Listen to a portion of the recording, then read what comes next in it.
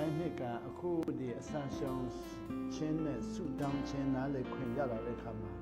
အဲ့ဒီမှာပထမဦးဆုံးကိုရဲတငယ်ချင်းကြီးရှင်းပြတဲ့ချိန်မှာကျွန်တော်ကအဲ့ဒါကိုမစင်စားဘူးတဲ့ဟာပေါ့နော်အဲ့ဒါပါလို့ဆိုနှင်းဆိုတော့ရှင်းပြတယ်အဲ့တော့နှင်းဆိုတာဟိုတဲ့ဂရိစကလုံးနဲ့တခင်ခရစ်တော်တုံးနေတဲ့ဆိုဒီအစာရှောင်ချင်းနဲ့ဆူတောင်းချင်းဆိုတဲ့စကလုံးရဲ့နော်ဟာကိုနော်ဒီကျွန်တော်တို့မြန်မာကျမ်းစာမှာတော့ဓမ္မတစ်လို့ခေါ်တာကိုတကယ်တမ်းဓမ္မတစ်မဟုတ်နဲ့စာချုပ်အတစ်ထဲမှာပေါ့နော်စာချုပ်တဲ့မှာတခင်ခရစ်တော်စာချုပ်အတစ်လို့တဲ့ချိန်မှာဒီစာရှောင်စောင်းတုံးတဲ့ခါမှာသူကနှင်းတုံးတယ်အဲ့နှင်းကားတဲ့ဂရိစကားနဲ့ထိုထေလို့ပြောတယ်ထိုထေအဲ့တော့အဲ့ဒီထိုထေကိုလူတွေကတန်ဖိုးနားမလဲဘူးတဲ့ထိုထေတန်ဖိုးနားလဲတဲ့လူနဲ့ထိုထေရဲ့အဓိပ္ပာယ်နဲ့တန်ဖိုးနားမလဲတဲ့လူတွေတက်တာမှတအားပေါ်သွားပြီကျွန်တော်တို့ကြတော့ထိုထေကြားလည်းမကြားဘူးလေချင်းတော်မှာဘာထိုထေမှလည်းမသိဘူးနော်ဆိုကိုရီးယားတွေကဒီထိုထေရဲ့အဓိပ္ပာယ်နဲ့ထိုထေရဲ့တန်ဖိုးနားမလဲတဲ့လူတွေကတဲ့နော်ထိုထေရဲ့အဓိပ္ပာယ်နဲ့ထိုထေရဲ့တန်ဖိုးနားလဲတဲ့လူတွေကတအားကောင်းကြီးတအားကွာသွားတယ်တဲ့ဆိုဘာလဲလို့မိတော့ထိုထေကတဲ့ဒီမှာနှင့်ဆိုတဲ့ဟာပေါ့လဲဆိုတဲ့ထိုထေအဲ့ဒါအင်္ဂလိပ်လိုကျတော့ conjunction လို့ခေါ်တာပေါ့နော် conjunction ဆိုပါလို့ဆိုဒီနှစ်ခုဟာခွဲလို့မရဘူးဆိုတဲ့အဓိပ္ပာယ်ဖြစ်တယ်နှင့်ဆိုတာထိုထေဒါမဟုတ်ထိုထေဂရိစကားနဲ့ထိုထေအဲ့ဒါနော်အင်္ဂလိပ်လိုကတော့ and ပေါ့ conjunction and အင်္ဂလိပ်လို and ဂရိလိုထိုထေမြန်မာလိုနှင့်ချင်းလိုလဲဆိုတဲ့စကားလုံးဟာတဲ့နော်သူအဓိပ္ပာယ်ကဘာလဲဆိုတော့နှင်းလို့ပြောရင်ခွဲလို့မရဘူးအဲ့ဒီနှင်းလို့ပြောတာဟိုခွဲရင်အဲ့ဒီနှင်းပေါင်းတဲ့အဓိပ္ပာယ်နဲ့ခွဲတဲ့အဓိပ္ပာယ်မတူတော့ဘူးတဲ့ပေါင်းထားတဲ့အရာကိုခွဲလိုက်ရင်အဲ့ဒီပေါင်းတဲ့အဓိပ္ပာယ်ကိုမရနိုင်တော့ဘူးပေါ့ဆိုတော့ပေါင်းတဲ့ကောင်းကြီးကိုလည်းမရနိုင်တော့ဘူးပေါ့ဆိုဒီမှာသခင်ခရစ်တော်ကအစာရှောင်ခြင်းတတ်ဆုတောင်းခြင်းတတ်ဟိုတော့ပေါင်းပလိုက်တယ်ဆိုအစာရှောင်ခြင်းနဲ့ဆုတောင်းခြင်းအားဖြင့်ဆိုတဲ့ခါမှာအဲ့ဒီနှင်းကိုဖြတ်ပြီးတော့အစာဆောင်ချင်းတက်သွားရင်တော်လကောင်းဆူတောင်းချင်းတက်သွားရင်တော်လကောင်းဆူတောင်းချင်းနဲ့တော့အစာဆောင်ချင်းနဲ့နော်နှင်းဆိုတာဒီမှာတော့နဲတော့ကျင့်ပါသွားရတယ်နော်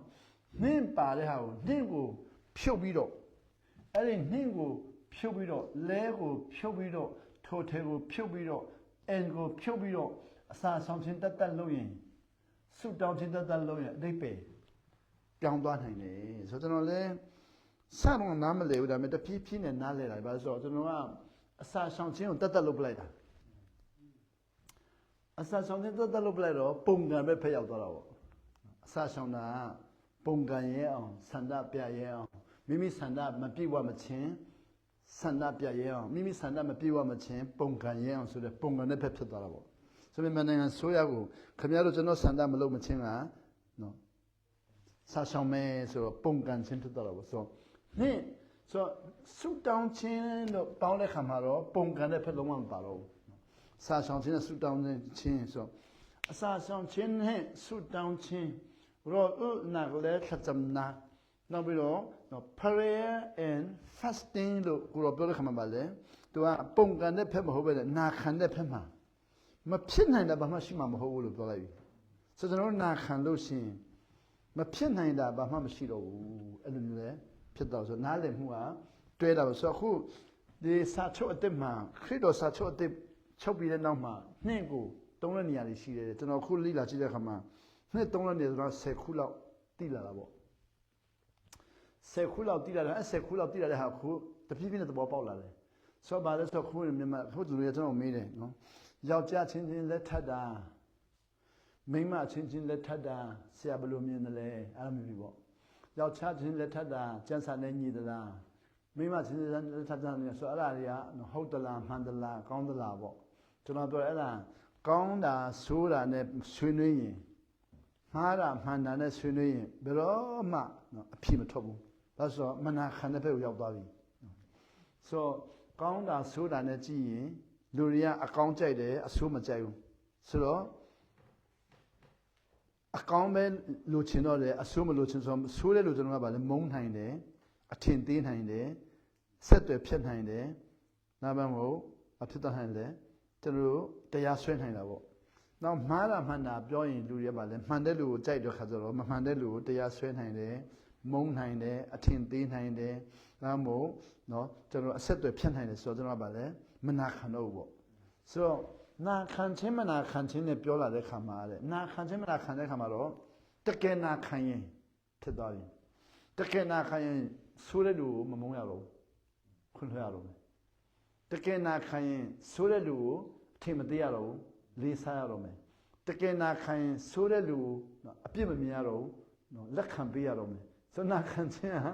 ဆိုးတဲ့လူကိုလုံးဝမပြစ်ပယ်တော့ဒါပေမဲ့ခုနကကျွန်တော်အကောင်းဆုံးနဲ့တော်တဲ့လူကဆိုးတဲ့လူပြစ်ပယ်ဆိုမနာခံသူဖြစ်တော့နောက်ပြီးတော့အမှားမှန်နဲ့တွားရင်မှားတဲ့လူကိုပြစ်ပယ်တယ်ဆိုရင်မနာခံသူဖြစ်တော့ဆိုတော့တကယ်နာခံလာရင်တဲ့အကောင်းဆိုးနဲ့တွားတာမတွားသင့်တော့ကောင်းတဲ့လူကိုဥစားပေးပြီးတော့မဆိုးတဲ့လူဥစားမပေးတာတဲ့နော်အဲ့လိုကြတော့ partialism ပေါ့နော်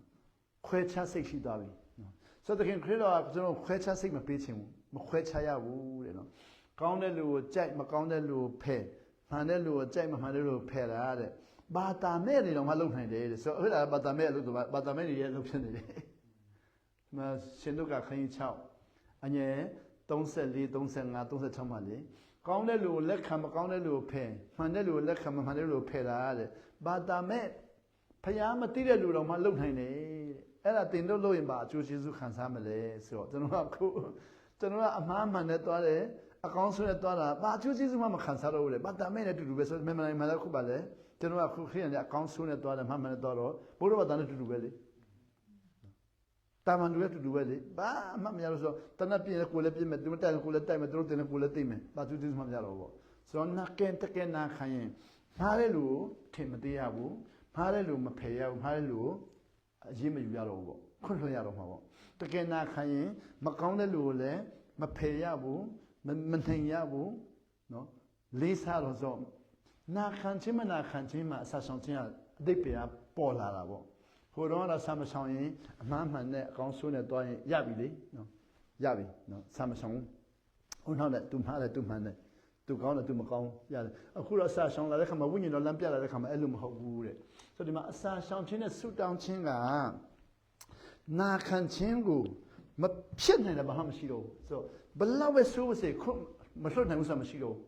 အဲ့ဒီမျိုးပေါ့နော်ဘလောက်ပဲမှားပါစေခုမလွတ်နိုင်ဘူးဆိုတာမရှိတော့ဘူးဆိုတော့အစာရှောင်နှင်းခြင်းနဲ့ဆုတောင်းခြင်းအပြင်ဆိုတော့ခုနယောက်ျားချင်းချင်းဟိုလက်ထက်တာမိန်းမချင်းချင်းလက်ထက်တာဖျားသခင်နော်လက်ခံမလားနော်ဖျားခင်ကြိုက်မလားဆိုကိုရောရဲ့စကားတိုင်းဆိုရင်ယောက်ျားနဲ့မိန်းမလို့သူပြောပြီးပြီနှင့်ပါပြီနော်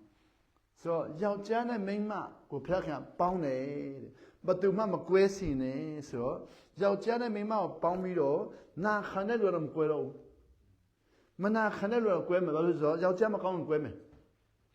ယောက်ျားမှားရင်ကွဲမယ်ဆိုတော့ယောက်ျားမှားရင်ကွဲမယ်ယောက်ျားမကောင်းရင်ကွဲမယ်ဆိုတာမနာခံသူဆိုနာခံသူကတော့ယောက်ျားမှားအောင်မရှာတော့ဘူးအမှန်ကိုလည်းမရှာတော့ဘူးယောက်ျားကောင်းတာလည်းမရှာဘူးမကောင်းတာလည်းမရှာတော့ဘူးယောက်ျားကိုနာခံသူကတော့သူ့ရဲ့နော်ဘုရားသခင်ပေါင်းထားပြီးပြီဆိုတော့ဘသူမှမကွဲစေနဲ့ဆိုတော့သူများအလုံးကလည်းခွဲလို့မရဘူးကျွန်တော်ကိုယ်တိုင်ကလည်းခွဲပိုင်ခွင့်မရှိတော့ဘူးဆိုအဲ့မှာသူကနှင့်ထည့်လိုက်ပြီယောက်ျားနဲ့မိန်းမဆိုအဲ့မှာမိန်းမနဲ့မိန်းမဆိုမှပါတော့ယောက်ျားနဲ့ယောက်ျားဆိုမှပါလို့ဆိုတော့ယောက်ျားနဲ့ယောက်ျားဖခင်မပေါင်းဘူးမိန်းမနဲ့မိန်းမမပေါင်းဆိုတော့အခုမနာခံတဲ့လူဟာယောက်ျားနဲ့ယောက်ျားပေါင်းတယ်မိန်းမနဲ့မိန်းမပေါင်းတယ်ဆိုတော့ဖခင်ကတော့ခွင့်လွှတ်နိုင်တယ်ခုနပြောပြီလေနော်နာခံရင်ခွင့်လွှတ်နိုင်တယ်ဆိုခွင့်လွှတ်နိုင်တယ်ဒါပေမဲ့ဘသူကဆုံးရှုံးပြီလေယောက်ျားနဲ့ယောက်ျားပေါင်းတဲ့လူကဆုံးရှုံးပြီဘာဆုံးရှုံးလဲခလေးမရတော့မိန်းမနဲ့မိန်းမပေါင်းတဲ့ဆုံးရှုံးဘာဆုံးခလေးမရလို့ဆိုခလေးမရဘူးဆိုစကလုံးကတော့တမျိုးပေါ့ဒါပေမဲ့ကျမ်းစာရဆိုလူမဖန်ဆင်းနိုင်တော့ဘူးပေါ့ဖယားသခင်တို့တာဝန်ပေးထားတဲ့လူသားဖန်ဆင်းပိုင်ခွင့်မရှိတော့ဆိုတော့ယောက်ျားနဲ့မိန်းမနဲ့ကိုယ်တော်ပေါင်းပြီးတော့ကျွန်တော်တို့နဲ့ရုပ်တူသောလူကိုဖန်ဆင်းခွင့်ရတယ်နော်အကယ်၍တကယ်နာခံရင်နော်ခလေးအများကြီးမွေးလို့ရတယ်ဒါပေမဲ့မနာခံတဲ့လူမမွေးချင်ဘူးနော်ကိုပါလဲကိုမပိတ်လာတော့ဆေးစားတယ်ခလေးမမွေးဆေးစားတယ်ဆိုတော့တယောက်မွေးပြီးတော်ပြီတဲ့နော်နှစ်ယောက်တော့မမွေးပါလို့ဆိုမလုတ်ကျွေးနိုင်ဘူးဆိုလုတ်ကျွေးတာကစမိမိတာဝန်လို့ထင်ပြီးတော့ ဖျားသခင်နာခံခြင်းလို့မထင်တဲ့ခါမှာကျွန်တော်တို့လာဆန်နေလို့နဲ့မလုပ်ကျွေးနိုင်ဘူးဒီစမ်းလူတယောက်ဖန်ဆင်းတဲ့တန်မိုးကြီးကိုမလုပ်ကျွေးနိုင်ဘူးကဲအခုကျွန်တော်တို့လင်မယားခလေးမရဘူးအခုကျွန်တော်တို့လူ15ယောက်အနည်းဆုံးလုပ်ကျွေးတယ်ကဲဘာမှမခက်ဘူးအခုဆိုရင်လည်း30လောက်လုပ်ကျွေးတယ်ဘာမှမခက်ဘူးလုပ်ကျွေးတယ်ဘာလို့မခက်လဲနာခံရင်ကျွန်တော်တို့ပတ်စံမလို့လေနာခံကျွန်တော်ပတ်စံလောက်အခါနဲ့မကျွေးဘူးလေဖျားခင်တို့ကျွေးနေတာပဲလေဆိုတော့ဖျားခင်နာခံရင်မဖြစ်နိုင်လည်းဘာမှမရှိဘူးဆိုတော့အဲ့ဒါနှင့်ရဲ့အဓိပ္ပာယ်ပေါ့ကိုတော်ကနှင့်လို့သုံးရင်တဲ့အဲ့ဒီနှင့်ကိုမဖြုတ်နဲ့ဆိုတော့ယောက်ျားနဲ့မိန်းမဖျားခင်ပေါင်းတယ်လို့ပြောရင်နှင့်ကိုမဖြုတ်နဲ့ဆိုနှင့်ကိုဖြုတ်ရင်တော့ယောက်ျားနဲ့ယောက်ျားနှင့်ကိုဖြုတ်ရင်တော့မိန်းမနဲ့မိန်းမပေါင်းအဲ့ဒါဖျားခင်ပေါင်းတာမဟုတ်တော့ဘူးဆိုကိုကပေါင်းတယ်ဆိုမနာခံသူဒါအဲ့မနာခံဖျားကခွင့်လွှတ်နိုင်တော့မယ်ခွင့်လွှတ်နိုင်တော့မယ်နော်ဒါပေမဲ့ဘသူကဘာဖြစ်လဲသူကနှင့်ကိုဖြုတ်တော့သူကရှုံးပြီဘာရှုံးလဲတာသမီးမဖန်ဆင်းနိုင်တော့ဘူးပေါ့အဲ့လိုမျိုးပေါ့ကျွန်တော်ကအဲ့လိုမဟုတ်ဘူးဖျားခင်ကပဲဒါနဲ့ခုံမလို့လို့ဒုတ်နဲ့ရိုက်မလို့လို့ကျွန်တော်ကလည်းတင်းတော်နဲ့ပါထောမလို့လို့နော်တင်းတော်ရဲ့မူဝါဒမှမကိုက်ဘူးတော့ထင်မှမှန်မှုဆိုပြီးတော့နော်အဲ့ဒီရောက်ဂျပန်တော့တင်းတော်နဲ့မောင်းထိုးရမလို့လို့ဒဏ်ရိုက်ရမလို့ငရဲပြိုပို့ရမလို့ကျွန်တော်တောင်းဝန်ယူနေတာဟုတ်နော်အဲ့ဒါမနာခံခြင်းဖြစ်သွားပြီဆိုတော့တင်းတော်မှာယောက်ျားတွေမှာပေါင်းရင်တင်းတော်နဲ့ထုတ်မယ်ဆိုတာမနာခံသူတော့ထင်ဘူးပဲသူကပါလေအမှန်ကိုရွေးတယ်အမှားကိုထင်သေးတာပေါ့အကောင်းကိုရွေးတဲ့အတွက်အဆိုးကိုထင်သေးတာပေါ့ဆိုတော့မနာခံသူဖြစ်သွားတာပေါ့အဲ့လိုမျိုးပေါ့ဆိုတော့ဒီနေ့ထိုးထေကိုလူတွေကတန်ဖိုးမထားရင်တဲ့အမှားအမှန်ကောင်းဆိုးနဲ့သွားပြီးတော့ခုတော့ထင်နေအားလုံးဟာအမှားမှန်နဲ့သွားတာဆိုတော့ထင်နေအားလုံးအမှားမှန်နဲ့သွားတော့ငါမှန်တယ်ဆိုတော့ UPC ကကျန်တဲ့သိန်းတော်တွေအားလုံးကထင်သေးပြီအပြစ်ပုံပြီဒီမနေ့ဆောင်ဟာတလို့လည်းသိတယ်လေဒီမနေ့ဟောကျွန်တော်ကြည့်တော့ဖုန်းထဲမှာချင်းတယောက်ကနော်အန်ဂျီဆုလေကန်ဂျီဆုအခတ်လို့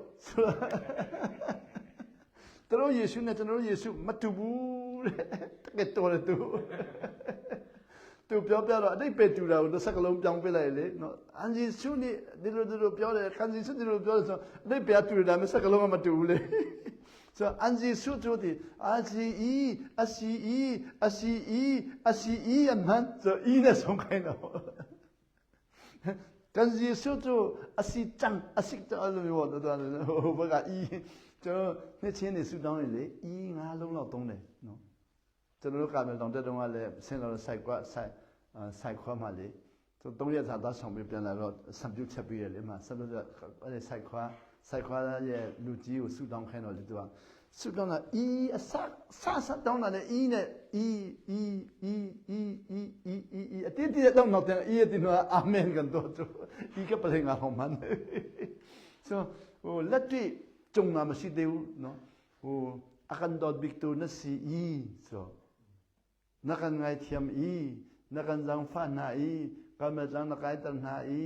ဘဘနဇန်နတုမ်တန်နာအီဟိကမနကန်တောင်ခေါအီဆိုအီနော်ဆိုမတော့ဘကဆွန်းချမ်ချမ်ဆိုအီအန်ဒီဆိုဆိုအီကျွန်တော်ယေရှုကအဲ့လိုမဟုတ်ဘူးတော့ဘာလဲဟိုတို့ကမရသေးဘူးပေါ့ကျွန်တော်ကရပြီးပြီအဲ့လိုမျိုးသူကလောက်ချင်လားမသိဘူးလေဟာတက်လို့တော့ဆိုတော့ဒီမှာကျွန်တော်တို့ခုနပြောတဲ့နှင့်ကိုလိုတွေကစိတ်မဝင်စားရင်တဲ့နော်အဲ့ဒီနှင့်ရဲ့အတိတ်ပဲနှင့်ရဲ့အကျိုးကျေးဇူးနှင့်ရဲ့ရွယ်ချက်ကိုသူဆုံးရှုံးတယ်ဆိုတော့ပါလေနိုဘပနဲ့ကောဟောမထန်လာဆက်အတီပါလေနိုကန်ကောမီဘပနဲ့တာမင်းတို့ဆောက်တယ်မင်းတို့ဆောက်ပါနေမစနုနီနင်းနေစလေဒီမင်းတို့ကောမနဝဆာမီစီဆိုတော့ပါဆောင်နေခဏနနာပက်ရင်မင်းတို့ဆာမီခါဇောက်ခင်ဝဲလိုက်နူဆောင်နေနနာပက်ဇောက်ခင်ဝဲလိုက်နေနေရစနုနေခဏအောင်ချုံခုမီစီတီအော်နနာပက်ရင်ပါဆောင်နေနနာပက်ပေါ်ချုံပဲin chung kha ro dinga khan pani khan ro lo dinga na perwe nu dong ni na perwe ni khan aman kha khatale ka zawale aman tam to kan per nu ga zawle nu ni man tam to per pa le ale pani man tam to per kha pani ke man ka per atien khatale kham hudi lo nu ni ke man ka per pa kham hudi so ke man ka per kan tia khan chun khatale da khan hudi lo tu kan pan hin kan per ni nang man le ke man ni aman kan per tia chunဆုလမ်ခါတန်းတောင်ဆိုအဲ့တော့စာဆောင်ခြင်းနဲ့ဆုတောင်းခြင်းအဖြစ် ဆိုဒီ2008တုန်းကအိန္ဒိယနိုင်ငံအိုင်ဇိုကိုသွားတော့အိုင်ဇိုမှာနော်အိန္ဒိယနိုင်ငံရဲ့ဝန်ကြီးရဲ့ဇနီးပေါ့နော်အိန္ဒိယနိုင်ငံဝန်ကြီးဇနီးနော်ဟိုကျွန်တော်တို့အိုင်ဇိုရဲ့ဝန်ကြီးပေါ့နော်ချင်းစကားနဲ့ဆိုတော့ခိုင်ထောင်ပါခိုင်ထောင်လို့ပေါ့နော်အဲ့ဒီခိုင်ထောင်တို့ကကင်ဆာဖြစ်သွားတယ်ကင်ဆာဖြစ်သွားတော့သူကစက်ဦးကင်ဆာပေါ့စက်ဦးကင်ဆာဒီအိမ်တာတက်တဲ့ဟိုကင်ဆာပေါ့စက်ဦးကင်ဆာဆိုအိုင်ဇိုနဲ့အိန္ဒိယနယူးဒေလီတို့ရဲ့ဆရာဝန်တွေကတို့ကြည့်တော့စက်ဦးကင်ဆာဆိုတော့တဲ့အဲ့ဒီဟာကို operation လုပ်မယ်လုပ်ပြီးတော့ထုတ်ပလိုက်မယ်ထုတ်ပလိုက်ပြီးတော့မှစက်ဦးကိုပိတ်အိမ်တာတက်တဲ့ညပိတ်ပလိုက်မှာပေါ့ပိတ်ပလိုက်ပြီးတော့ပိုက်ကနေပေါက်ဖောက်ပေးမယ်ဖောက်ပေးပြီးတော့အိမ်တာကိုပိုက်ကနေတက်ခိုင်းမယ်အဲ့လိုပိုက်ကနေအိမ်တာတက်ခိုင်းရင်းတဲ့နော်6လကနေပြီးတော့6နှစ်တက်ရှင်ခွင့်ရမယ်နော်ဆိုတော့6လနဲ့6နှစ်တက်ရှင်နိုင်တယ်ပိုက်ကနေတွားရင်း6လ6နှစ်တက်ရှင်ခွင့်ရမယ်ဆိုတော့အိမ်တာတော့တက်လို့မရတော့ဘူးဆိုတော့အိမ်တာတက်တဲ့ဟိုခန်းစားချက်တော့မရှိတော့ဘူးပိုက်ကနေမြင်းထွက်မယ်စားမယ်ပိုက်ကနေမြင်းထွက်မယ်တော့6လမှ6နှစ်တက်ရှင်ခွင့်ရမယ်သူတို့ပြောတယ်ဒါပေမဲ့အဲ့ဒီဝန်ကြီးဇနီးကအဲ့ဒီအင်တာမတက်ပဲနဲ့ဟောသူမလို့ချင်းဘူးမလို့ချင်းတော့ကျွန်တော်စီကိုကျွန်တော်တို့ကအိန္ဒိယနိုင်ငံသွားတော့ကျွန်တော်စီကိုလာဆူတောင်းခံတာပေါ့ဆိုတော့ဆူတောင်းခံတော့2008မှာကျွန်တော်ကနေပြီးတော့သူ့ကိုပြောတယ်ဆူတောင်းပေးလို့ကင်ဆာပျောက်တယ်ဆိုတော့ကျွန်တော်လည်းနော်ရှိမှာပါဒါပေမဲ့ကျွန်တော်ဆူတောင်းပေးတဲ့လူတွေအများကြီးရှိတယ်ဆူတောင်းပေးလို့ပျောက်တဲ့လူတွေရှိတယ်မပျောက်တဲ့လူတွေရှိတယ်ပျောက်တယ်ရှိဒါပေမဲ့တကယ်ပျောက်ချင်နာခံတော့တကယ်ပျောက်တယ်နာခံမလားလို့နာခံမယ်တဲ့ဆိုတော့ကျွန်တော်ကပြောတယ်အဲ့ဆိုရင်9ရက်အစာရှောင်ဆူတောင်း9ရက်ကိုအစာရှောင်ခြင်းနဲ့ဆူတောင်းခြင်းလို့9ရက်ပြည့်တဲ့နေ့မှာကျွန်တော်ကနေပြီးခမရရဲ့ဆက်ဦးကိုကောင်းကြီးပေးမယ်ဆက်ဦးကိုကောင်းကြီးပေးရင်အဲ့ဒီကင်ဆာပျောက်ကိုပျောက်တယ်မရှိတော့ဘာဖြစ်လို့လဲဆိုတော့သမင်းမစားပဲ9ရက်နေတဲ့ချိန်မှာခုနပြောတဲ့အဓိပ္ပာယ်ပေါ့သမင်းမစားတဲ့ပဲ9ရက်နေတဲ့ချိန်မှာသမင်းမစားတဲ့အစာရှောင်ဆူတောင်းတဲ့အဓိပ္ပာယ်ပေါ့အဓိပ္ပာယ်ပါလို့ဆိုတော့မိမိအထဲ၌ရှိတော့နော်အညစ်အကြေး foreign body များကိုပြင်ပသို့ဖယ်ရှားခြင်းဆိုမိမိထဲ၌ရှိတဲ့ foreign body ထဲမှာညက်ဖြာယောဂလည်းနိုင်ငံခြားသားကင်ဆာယောဂလည်းနိုင်ငံခြားသားယောဂပိုးတွေအလုံးလည်းနိုင်ငံခြားသားနောက်ပြီးတော့ကျွန်တော်တို့ရဲ့အစားတောက်ထဲမှာခန္ဓာကိုယ်အသုံးမပြုရတဲ့အရာတွေအလုံးနိုင်ငံခြားသားဆိုမိမိခန္ဓာကိုယ်မှာဖျက်ခင်ဖန်ဆင်းတဲ့ခန္ဓာထဲမှာမြတ်သောအဖြစ်တော့သွေးကြောနဲ့ပြောမှာနော် artery ဆိုတာမြန်မာလိုတော့သွေးလွှတ်ကြောပေါ့ like Hollinger ထီလွှတ်ကြောပေါ့နော်နောက်အင်္ဂလိပ်လို vein ကမြန်မာလိုသွေးပြန်ကြောပေါ့သွေးလွှတ်ကြောနဲ့သွေးပြန်ကြောကအသုံးပြုလို့မရတော့တဲ့ຢာတွေအလုံးဟာအပြင်ထွက်မယ်အပူတွေပေါ့အချိုခန္ဓာကသွေးလွှတ်သွေးပြန်သုံးလို့ပူသွားရင်အဆီဖြစ်သွားတယ်အဲ့အဆီဖြစ်သွားတာကိုပြင်ထုတ်ပလိုက်အဆီမထားနဲ့စားတဲ့ပူရင်သွေးတိုးဖြစ်မယ်ထုတ်ပလိုက်ဒါကြောင့်ပြော uric acid ပူရင်ခန္ဓာကိုယ်လုံးထိခိုက်မယ်ထုတ်ပလိုက်ဒုနည်းလည်းကောင်းမယ်ယောဂပူမှဝင်ရင်ထုတ်ပလိုက်ဆိုမိမိတို့ foreign body အားလုံးပေါ့ခန္ဓာကိုယ်ထဲမှာခန္ဓာကအသုံးမပြုတဲ့ foreign body နိုင်ငံခြားသားအားလုံးကိုနော်9ရက်အတွင်းမှာထုတ်ပလိုက်ဆိုပထမတစ်ရက်ဆောင်မယ်ဒုတိယတစ်ရက်ဆောင်မယ်တတိယတစ်ရက်ဆောင်မယ်3ရက်ဆောင်တဲ့ချိန်မှာမိမိတို့စားသုံးထားသောအရာနော်ခန္ဓာကိုယ်နဲ့စားသုံးထားသောအရာအပြင်လေကတိုက်လို့နှာခေါင်းထဲကဝင်တဲ့အရာတွေအားလုံးလေတိုက်လို့နှာခေါင်းထဲကဝင်တယ်ပါးစပ်ထဲကဝင်တယ်စားသုံးလို့ပါးစပ်ထဲကဝင်တယ်နောက်လေတိုက်လို့ရေချိုးလို့နှာခေါင်းထဲကဝင်ပါးစပ်ထဲကနားထဲကဝင်တဲ့ဟာရှိတယ်ဒီဘက်ဝင်တဲ့ဟာရှိတယ်နောက်ပြီးတော့မျက်စိထဲကဝင်တဲ့ဟာရှိတယ်နောက်ပါးစပ်ထဲကဝင်တဲ့ဟာရှိတယ်နှာခေါင်းထဲကဝင်တဲ့ဟာရှိတယ်နောက်သွေးအသားထဲကဝင်တဲ့ဟာတွေရှိတယ်ပိုးတွေရပေါ့အဲ့ဒီဝင်တဲ့အရာတွေအားလုံးကိုနော်ပိုးကိုနော်သွေးဖြူဥမှာရှိတဲ့နော်သွေးဖြူမှာရှိတဲ့တိုက်ဖြတ်ရေးကပြန်တိုက်ထုတ်တယ်မတိုက်နိုင်တော့တဲ့အရာတွေအများကြီးရှိတယ်နောက်ပြီးတော့အစားတောက်ရစားတဲ့ဟာကိုခန္ဓာကိုယ်ကကြောက်ကဆေးကြောတယ်ဆေးလို့မကုန်တဲ့ဟာတွေအများကြီးရှိတယ်နောက်ပြီးတော့အသည်းကအက်ဆစ်ကတာဝန်ယူတယ်အစာချေတယ်ချေလို့မရတဲ့အများကြီးရှိတယ်နောက်ပြီးတော့ခန္ဓာကိုယ်မှာအတွင်းရဲ့တာဝန်ယူတဲ့လူတွေအားလုံးကတာဝန်ယူ pancreas တို့ insulin တို့တာဝန်ယူတဲ့လူတွေအားလုံးကမနိုင်တော့တဲ့အပူတွေအများကြီးရှိတယ်အဲ့ဒီပူတွေအားလုံးကိုနော်အစာရှောင်ခြင်းနဲ့ဆုတောင်းခြင်းလို့တဲ့အချိန်မှာအပြင်ထုတ်တယ်ဆိုစေးကြောရတာပေါ့စေးကြောတယ်ဆိုစေးကြောတဲ့ခါမှာရည်ရွယ်ချက်ကတော့ကျန်းမာဖို့တဲ့ပေါ့ဆိုကျန်းမာတယ်ဆိုတာခန္ဓာကိုတန့်ရှင်းတာလည်းကျန်းမာတာပဲနော်နောက်သေးကြောတန့်ရှင်းတာလည်းကျန်းမာတာပဲနောက်ယောဂဘိုးကလုံးထွက်တာလည်းကျန်းမာတာပဲပေါ့ဆိုအဲ့ဒီအတွက်3ရက်တွင်းမှာတန့်ရှင်းလာမယ်4ရက်မြောက်မှာတော့ Masaro de duet, Matero de duet, Pasatega Matero de duet, Naria winner Romatan Hindu, Naria Yoka winner women, Messida winner Matan Hindu, now lead winner Matan Hindu, Sada Masaro de duet, Halonga, a Sachi, Sachi, Halonga put a tweeto, put a tweetoma, no, Yoga, Pare, Sud Ayari Alon, tweetoma Sudo. So, Halonga Babiola Kanau, don't ye see Asamalaro Uso, Asagama Chiro de Hama, Tilo John, Tilo Maniam, Tilo Samashiro. Tilo John, Mamma Hodo Wulo, Tina de Due, don't ye Mama Kanao to Kuloma Seaway Lode. A Silo Lobido, Tilo Joga, Mashodo Wusin, the Balo Males, or Tipian John Epian Pime. So Tipian John Epian Pime, so to know Temasi, no, Yashipita, Su Sound Pita, no, Atajibo. Su Tom Pita Yashibita, Konari Alon to Pian Su Samiro, Pian Pide Kama, Tipian John Epian Sude. So, who don't have Tilo John at Dora, Tipian John Pian, who don't Tipian John and Summe, Tilo John Epian Sumo, as into a side Pime, Tilo John Pian Sumo. So, a poor Tilo John, Legion Hama, Tilo John and Summe, Turi Alonha, Tipian John in Pideha. Who don't have Chakaga Sibita Piampia Kurum, Chakaga Sibita Hurum, Kanao Alonga Piampia, Pian Pide Kamare, Nang and Chata Alon of Mapinho. So, but I could know Wima. No, a con line, and Sada Pima, a pin and over. So, everything at Sada Piro, a mark here Piale, Totame, no, Kinsale, Totame, sell the Columbia Sime, Kensa Selli, now T2 sell the Piasime, Piapuri Piasime, Nang and Chata alone, Jetin, Helenia, Selli alone Piasimao. Elima could have got it. AIDS don't mali, 2 few must say AIDS don't ma, Amia Piasidame, Yapisame. Come to know Yamahamono. Elo Pibido, Coneyamaro, Sauma Side, Kensa Selli Alon, Piasidome. Elotona County Bime, Pibido, Conea Pianabi Noma, Vitamin Piansa. Vitamin Science, Son Pita Selli Alon Piame. Yoga Dowi, Elo do Jokero. Joker to let Conea sound there. Conea sound of Pita Nima to him, David to County Bicaro. Pibido, the Pajay, Vitamin Piansa. The part doing on Sunday more. So now the last vitamin Saluya be to Takevido, Piotr Lekinsa. Piotro, Izon Machine, Krian, the Alonga, Ninkom Jare Ninkom who Piotari. A Sashan suit down Jiha, Ninkom who Amia beat it. No. A Sashan suit down Jiha, Doctin you the Ninkom Hina. Doctins about a mimi manetine have a kind of. So Sashan suit down Jiha. Mimi Manatine had to Hurem appeal, a common people. So, I am a Donian compote to die. Bolognian Condelesso, I saw one G and Mutimi York up Yaudaha. But jump out the lace of Drua, Lila Recama.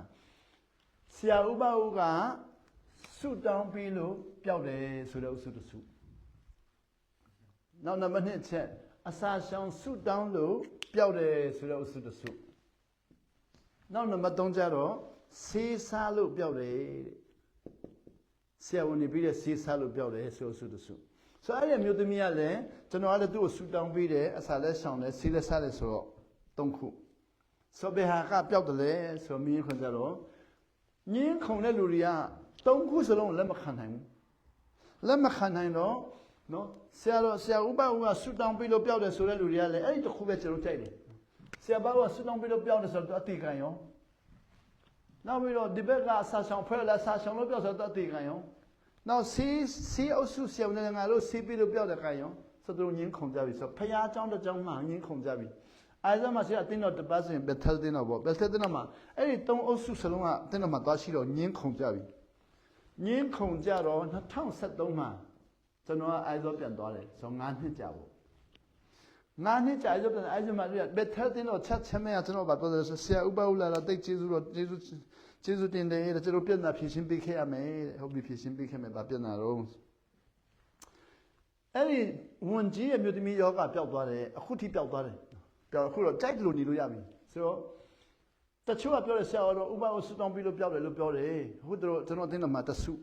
Now, Assassin suit on the soup. See celebrates at the soup, the old Yin Conja who. Payajam Malamatero, who didn't know let Dong Park wait hang there, no. Macquae on a boy and met Hinuyade, a tema Tinumiaro. A boy and met Piazon, a mistake of the dark weather. ရံဖြစ်ခါနီးရိုက်နှက်ခါနီးတင်းတော့ကွဲခါနီးဖြစ်တယ်အဖြစ်ရှင်ပေးပါကျွန်တော်အဲ့ဒါဖြစ်ရှင်ပေးမယ်ဆိုတော့ဒါမဲ့ဘလို့လဲဆိုတော့ပြောတယ်နော်ဆရာတော်ဥပဟုကအစာဆောင်ခိုင်းတယ်စာဆောင်ခိုင်းပြီးတော့ဆူတောင်းပေးတယ်ဆူတောင်းပြီးတော့ဆေးစားခိုင်းတယ်ပျောက်သွားတယ်ဆိုတော့3ခုပေါင်းလို့ရသလားတဲ့3ခုမက10ခုလည်းပေါင်းလို့ရတယ်နော်ဖယားသခင်ဖန်ဆင်းသမျှအလုံးပေါင်းလို့ရတယ်စာဆောင်ဆူတောင်းလည်းဖယားသခင်ဖန်ဆင်းတာဆူတောင်းလည်းဖယားသခင်ဖန်ဆင်းတာနောက်ပြီးတော့စေဝါအလုံးလည်းဖယားသခင်ဖန်ဆင်းတာနှိမ်ချခြင်းလည်းဖယားသခင်ဖန်ဆင်းတာခွင့်လွှတ်ခြင်းလည်းဖယားသခင်ဖန်ဆင်းတာအကုန်လုံးပေါင်းလို့ရတယ်အဲ့လောက်လွယ်လားငါတို့ကလို့အဲ့လောက်တော့မဒုက္ခရောက်တယ်ကျွန်တော်တို့ကလည်းသူတစ်ပါးရဲ့ခံယူချက်ကိုလက်မခံနိုင်တာကမိမိရဲ့မာနဆိုမာနဆိုရင်ဗာလဲမနာခံခြင်းပဲလေဆိုတော့အဲ့ဒီမျိုးသမီးပျောက်တာဟာအားလုံးပေါင်းတယ်ဆိုအဲ့ဒါကိုကျွန်တော်စကားများနေရတယ်အခုတော့လက်ခံတော့မယ်ဆိုဖယားသခင်နိုင်ငံလို့ဆိုတာလက်မခံနိုင်တာဘာမှမရှိဘူးဆိုအခုနပြောတယ်ယောက်ျားချင်းပေါင်းတာလဲခွင့်လွှတ်လို့ရတယ်ထိမသေးရကိုရောပြောတာထိမသေးနဲ့ထင်သေးရင်မှလည်းမုန်းစိတ်ရှိလာမယ်ဆိုသူရွေးချယ်တဲ့ဟာထိမသေးနဲ့ယောက်ျားချင်းပေါင်းလဲလက်ခံပေးပါထိမသေးနဲ့သူဆုံးရှုံးသွားပြီကောင်းကြီးနော်တခိုးလဲအထင်မသေးနဲ့သူခိုးလို့သူတိတ်ခါကျသွားပြီနော်သူတိတ်ခါကျသွားပြီအဲ့တော့တိတ်ခါကျတဲ့ထဲပြန်ပြီးတော့ထင်သေးရင်နော်မနာခံခြင်းတခိုးတွေ့ရင်လည်းထင်မသေးနဲ့သူခိုးလို့သူဒုက္ခရောက်နေပြီသူစိတ်ထဲမှာလည်းနော်ငါခိုးရသူများတိမှကြောက်လို့နော်ဘယ်လောက်ဒုက္ခရောက်လဲလိန်တဲ့လူလဲသူလိန်လို့လူများတိမှကြောက်လို့ဘယ်လောက်ဒုက္ခရောက်လဲမိမိတို့နော်ရွေးချယ်ထားသောအရာတွေမိမိကိုယ်တိုင်တန်ဖိုးတန်ဖိုးပေးနေပြီမိမိကိုယ်တိုင်တန်ဖိုးပေးနေတာကိုကလိုက်ပြီးတော့အဲ့ဒီတန်ဖိုးသူများကိုနော်ကိုကပေးခိုင်းနေဆိုတာမိမိမှာဘာတောင်းဝန်ရှိတာလဲနာခံတော်သူဟာကိုရွေးချယ်တော့ရကိုတန်ဖိုးပေးတခိုးလဲခိုးတဲ့တန်ဖိုးပေးတယ်လိန်တဲ့လူလဲလိန်တဲ့တန်ဖိုးပေးတယ်ညာတဲ့လူလဲညာတဲ့တန်ဖိုးပေးတယ်မိမရိုက်တယ်လူလည်းရိုက်တယ်တန်ဖိုးပေးတယ်တာသမီရိုက်တယ်ရိုက်တယ်တန်ဖိုးပေးတယ်နော်နောက်ပြီးတော့အရက်တော့လည်းရက်တော့လည်းတန်ဖိုးပေးတယ်ဆိုတော့သူတန်ဖိုးပေးနေပြီမိမိကနာခံတယ်ဆိုရင်လုံးဝခွဲခြားခြင်းမရှိတော့ခွင့်လွှတ်လိုက်ဆိုတော့အဲ့လိုလုပ်ရင်အကုန်ပြီးတာပဲလေဆိုတော့အစာရှောင်ခြင်းနဲ့ဆုတောင်းခြင်းရဲ့အဓိပ္ပာယ်ပါလေမဖြစ်နိုင်တာဘာမှမရှိဘူးမဖြစ်နိုင်တာဘာမှရှိမှာမဟုတ်ဘူးဆိုပါလေခွင့်မလွှတ်နိုင်ဘူးဆိုတာမရှိဘူးပေါ့လက်မခံနိုင်ဘူးဆိုတာလည်းမရှိဘူးပေါ့မရှိဘူးအဲ့ဒါရှင်မတဲ့ခန်းကြီး7အငယ်20ကနေပြီးတော့21မှာရေးထားတယ်အဲ့တော့အဲ့မှာရှင်မတဲ့ခန်းကြီး7ငယ်21မှာတော့အစာရှောင်ခြင်းနဲ့ဆုတောင်းခြင်းဆိုပြီးတော့နှင့်ကိုတွဲလိုက်တယ်မှတ်တပါအစာရှောင်ခြင်းနဲ့ဆုတောင်းခြင်းမှတ်တပါကျန်တဲ့ຢာတွေတော့မဖြစ်နိုင်ဘူးဆိုတော့အစာရှောင်ခြင်းနဲ့ဆုတောင်းခြင်းမှတ်တပါလို့ပြောတော့ပါလေမှတ်တပါဆိုတော့ကျွန်တော်တို့အထင်သေးတာတို့အရေးယူတာတို့အပြစ်တင်တာတို့အလုံးဟာနော်ကျွန်တော်ခွင့်လွှတ်ဖို့အတွက်မဖြစ်နိုင်ဘူးလေဆိုတော့အစာရှောင်ခြင်းနဲ့ဆုတောင်းခြင်းမလုပ်ရင်မခွင့်လွှတ်နိုင်ဘူးမနာခံသောသူဟာမိမိရဲ့ဆုံးဖြတ်ချက်ကိုနော်နာခံခြင်းနဲ့မဆုံးဖြတ်တော့ကြောင့်အပြစ်တင်ခြင်းစိတ်များသွားပြီအဲဒါကြောင့်နော်အမျိုးသမီးတို့ကြောက်ခဲနဲ့ပြစ်မယ်လို့ဆုံးဖြတ်လိုက်ပြီဆုံးဖြတ်လိုက်ခရစ်တော်ပြောလေအပြစ်မလုပ်ဘူးတဲ့လူကအရင်ပြစ်ပါဆိုတဲ့ခါကျတော့အပြစ်မလုပ်လို့လည်းမရှိလို့ဆိုတော့ကြောက်ခဲကသူတို့အရင်ပြစ်ရတော့မှာပေါ့နော်အမျိုးသမီးကိုအရင်မပြစ်ပဲနဲ့သူ့ကိုအရင်ပြစ်ရတော့မယ်ဆိုတော့ကြောက်ခဲပြစ်မှာကြောက်တဲ့လူတွေကပြေးကုန်ပြီဆိုအမျိုးသမီးပြစ်မှာကနောက်ဆုံးသူတို့အရင်ပြစ်ရတော့မယ်ဆိုတော့ကိုယ့်ကိုအရင်ပြစ်တဲ့လူမရှိဘူးလေမရှိတော့ထွက်ပြေးကုန်ပြီဆိုတော့ကိုတော်ကလည်းအပြစ်မရှိတဲ့လူကလည်းခွင့်လွှတ်တယ်အပြစ်ရှိတဲ့လူနဲ့အပြစ်ရှိတဲ့လူခွင့်မလွှတ်နိုင်ဘူးဒါပေမဲ့အပြစ်မရှိတဲ့လူကခွင့်လွှတ်နေပြီဆိုတော့ဒီနေ့နာခံတော်သူဟာခွင့်မလွှတ်နိုင်တာမရှိတော့ဘူးဆိုတော့ဒီမှာအစာရှောင်ခြင်းရဲ့အတိတ်ကိုကြည့်မြင်စင်ပါလေမိမိအထဲကိုတန့်ရှင်းခိုင်းဖို့မိမိအထဲမှာပါမတန့်ရှင်းရလဲကျွန်တော်တို့မြင်တယ်ဒီနေ့တက်ခါနဲ့ပြန်ပြောကြည့်မယ်နော်ကျွန်တော်တို့ကိုရရှင်ဖယားသခင်လူသားကိုဖန်ဆင်းတဲ့ခါမှာတဲ့နော်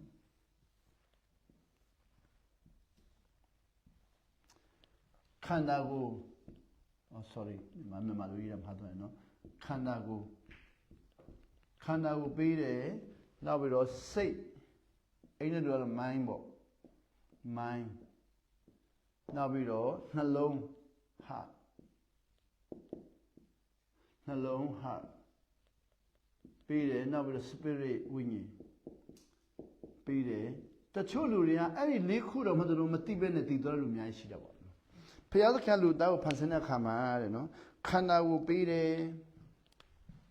နောက်ပြီးတော့စိတ်ပြီးတယ်နောက်ပြီးတော့နှလုံးပြီးတယ်နောက်ပြီးတော့ဝိညာဉ်ပြီးတယ်အဲ့ဒါကိုလူသားတွေကမသိဘဲနဲ့မွေးလာပြီးတော့မသိဘဲနဲ့တည်သွားတဲ့အထိနော်လောကမှာအသက်ရှင်တဲ့လူတွေတအားများတယ်နော်ပိုင်လျက်နဲ့ကိုယ်ပိုင်တာဘာမှမသိတဲ့လူအများကြီးပေါ့ရှိပါလျက်နဲ့မသိဘူးပေါ့ရှိတယ်အဲ့ဒါမသိတဲ့အကြောင်းရင်းပါလဲဆိုအစာရှောင်ခြင်းနဲ့ဆူတောင်းခြင်းကနဲ့သိရမယ့်ဟာကိုသူကအစာရှောင်ခြင်းဆူတောင်းခြင်းမလုပ်တော့ကြောင့်မိမိခန္ဓာကိုယ်မှာနော်မတန့်ရှင်းတော့ကြောင့်မတန့်ရှင်းတဲ့ဝန်ထုံဝန်ပိုးတအားလေးလုံးတော့မထမ်းနိုင်တော့ဘူးမထမ်းနိုင်တော့အတိတ်ပင်နားမလဲတော့ဆိုတော့မကြိုက်တော့ဘူးပေါ့ဒီနေ့ဟာတလို့တို့လို့ပေါ့တင်ပုံးကြီးအခုလိုအပ်တယ်ဒါမဲ့ဆရာတို့ကမထမ်းနိုင်တော့လွှတ်ပလိုက်တင်ပုံးကြီးတော့တုံးလို့တအားကောင်းမှဒီနေ့တင်ပုံးကြီးတုံးရင်ဘယ်လောက်ကောင်းမလဲနော်အခုတင်ပုံးကြီးလိုတယ်ဆိုတော့တေးဦးဆရာပြောတယ်လေးလုံးလို့မထမ်းနိုင်တော့ဘူးရေရုံးကတင်ပထမလေးလုံးရမထမ်းနိုင်တော့ဘူးလားဆိုတော့မျိုးပေါ့ကျွန်တော်တို့ရဲ့နော်လူသားကကျွန်တော်စိတ်ထဲမှာဘာဖြစ်လဲစိတ်ကလည်းညစ်ပတ်လွန်းနေနှလုံးသားကလည်းကောက်ချစ်လွန်းနေနောက်ပြီးတော့ဝိညာဉ်ကလည်းမနာခံလွန်းဘူးဆိုတော့ခန္ဓာကိုယ်ကလေးလုံးတော့မထမ်းနိုင်တော့မထမ်းနိုင်တော့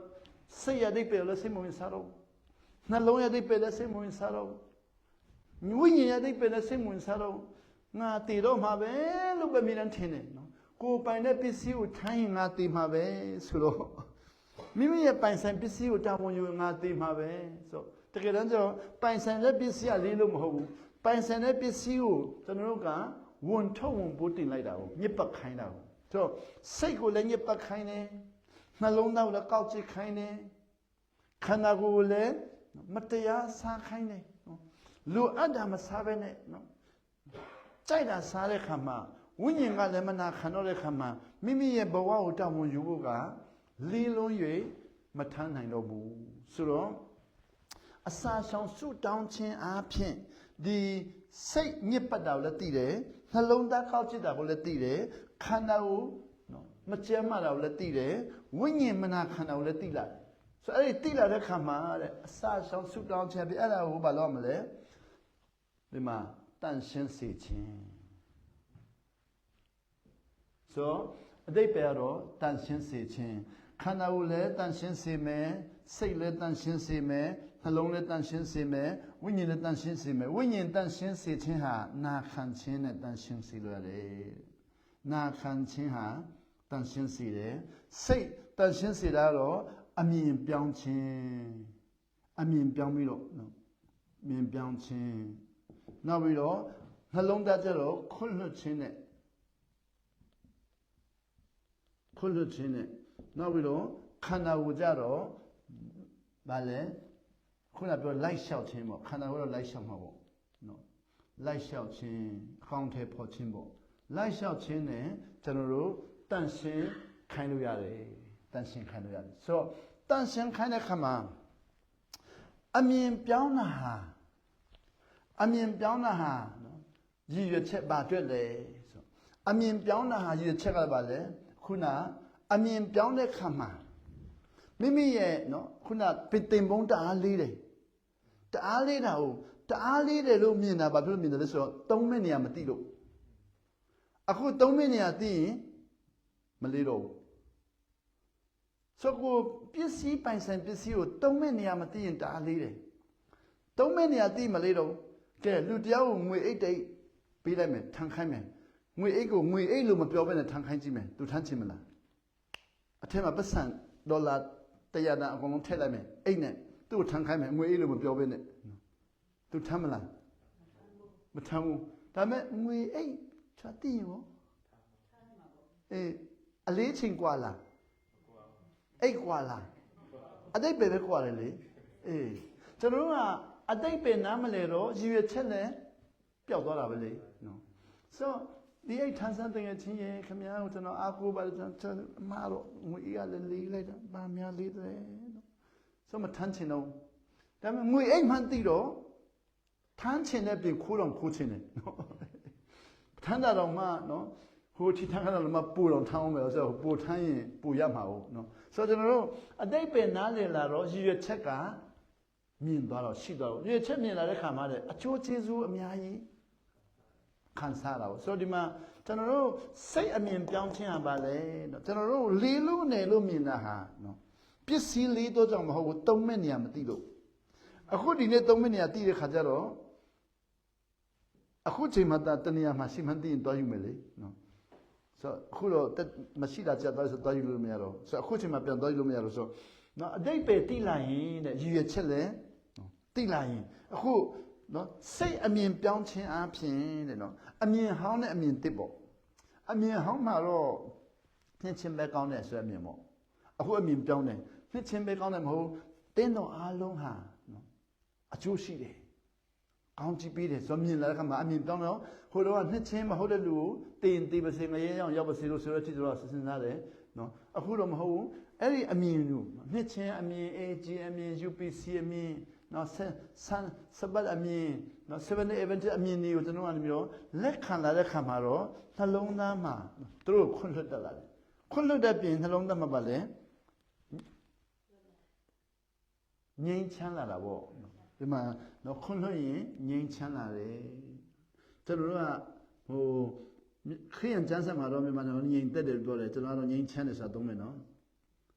အင်္ဂလိပ်စကားလုံးနဲ့တော့ငြိမ်းချမ်းတယ်ခေါ်တာပေါ့ peace ငြိမ်းချမ်းခြင်း so peace ကိုဆရာကြီးတို့ကငြိမ်သက်ခြင်းနဲ့ဘာသာပြန်တယ်တကယ်တမ်းကျတော့ငြိမ်သက်ခြင်းဟာနော်အတိတ်ပဲစစ်မှာ peace မဟုတ်ဘူးငြိမ်သက်ခြင်းဆိုတာ still လို့ခေါ်တာပေါ့နော် stand still ပလင်းရတယ်လို့ငြိမ်သက်နေတယ်ငြိမ်သက်နေတယ်ဆိုတော့ဒီပလင်းငြိမ်သက်နေတာဟာငြိမ်ချမ်းလာတာငြိမ်သက်နေတယ်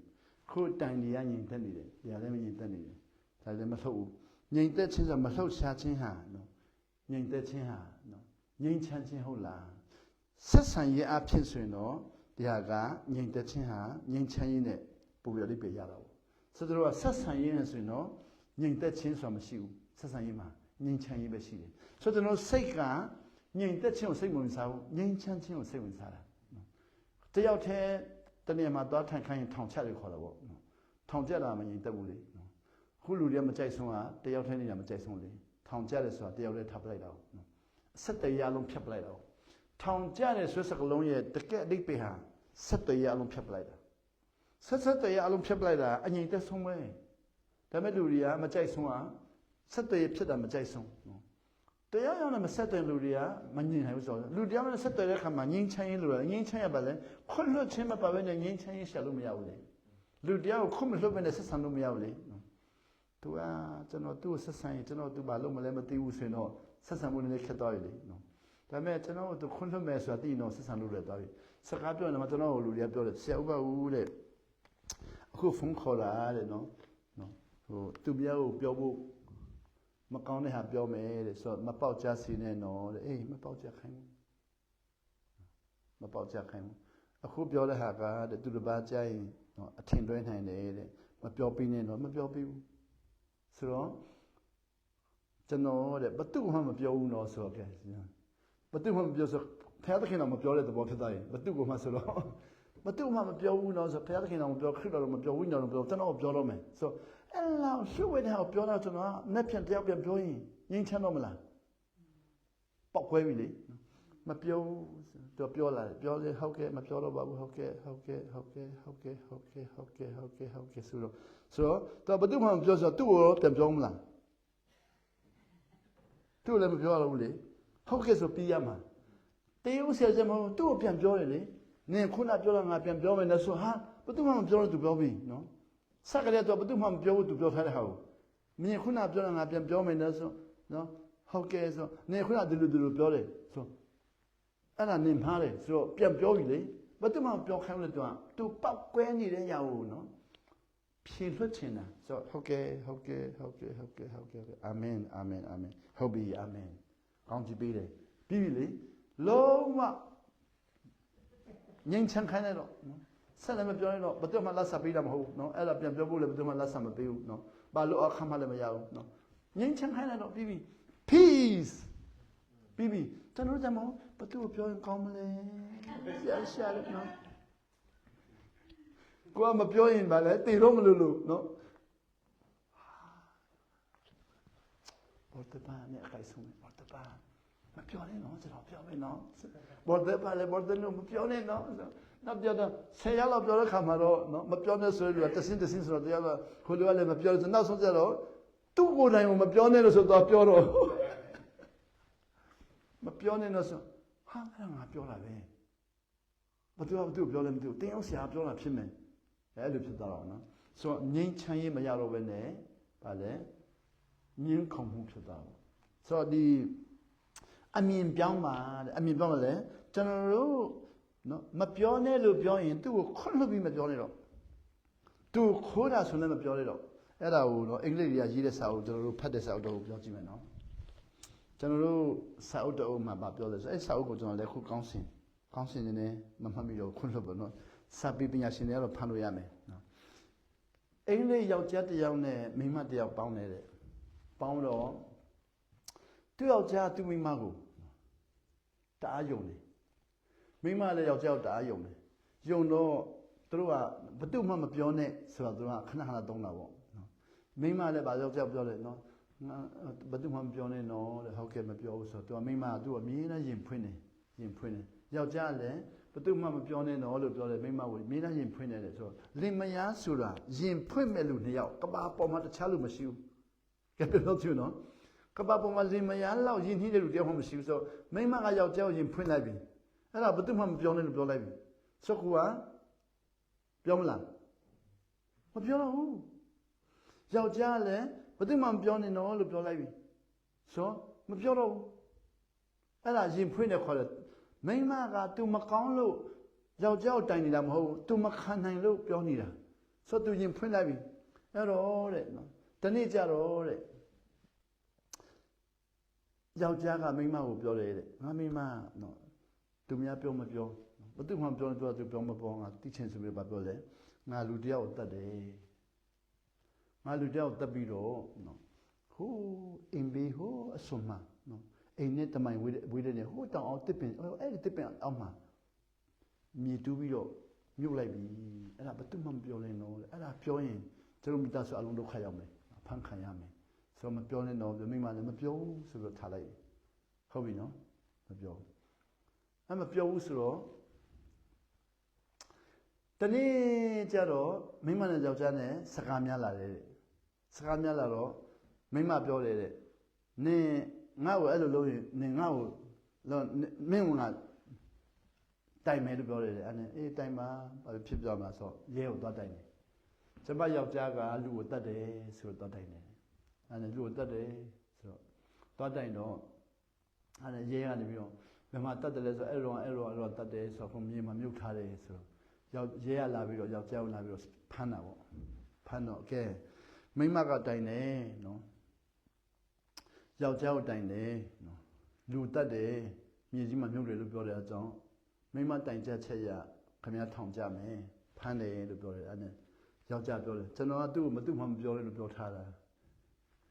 ကျွန်တော်သူ့ကိုမပြောနဲ့လို့ပြောထားတာဆိုအေးအဲ့ဒါခုသူပြောပြီးဆိုဖမ်းအဲ့ဒါယောက်ျားအဲ့လိုဆိုရင်လေမိမကိုပြောမိမမပြောနဲ့လို့ကျွန်တော်ပြောလို့မဟုတ်လားဆိုဟုတ်လေ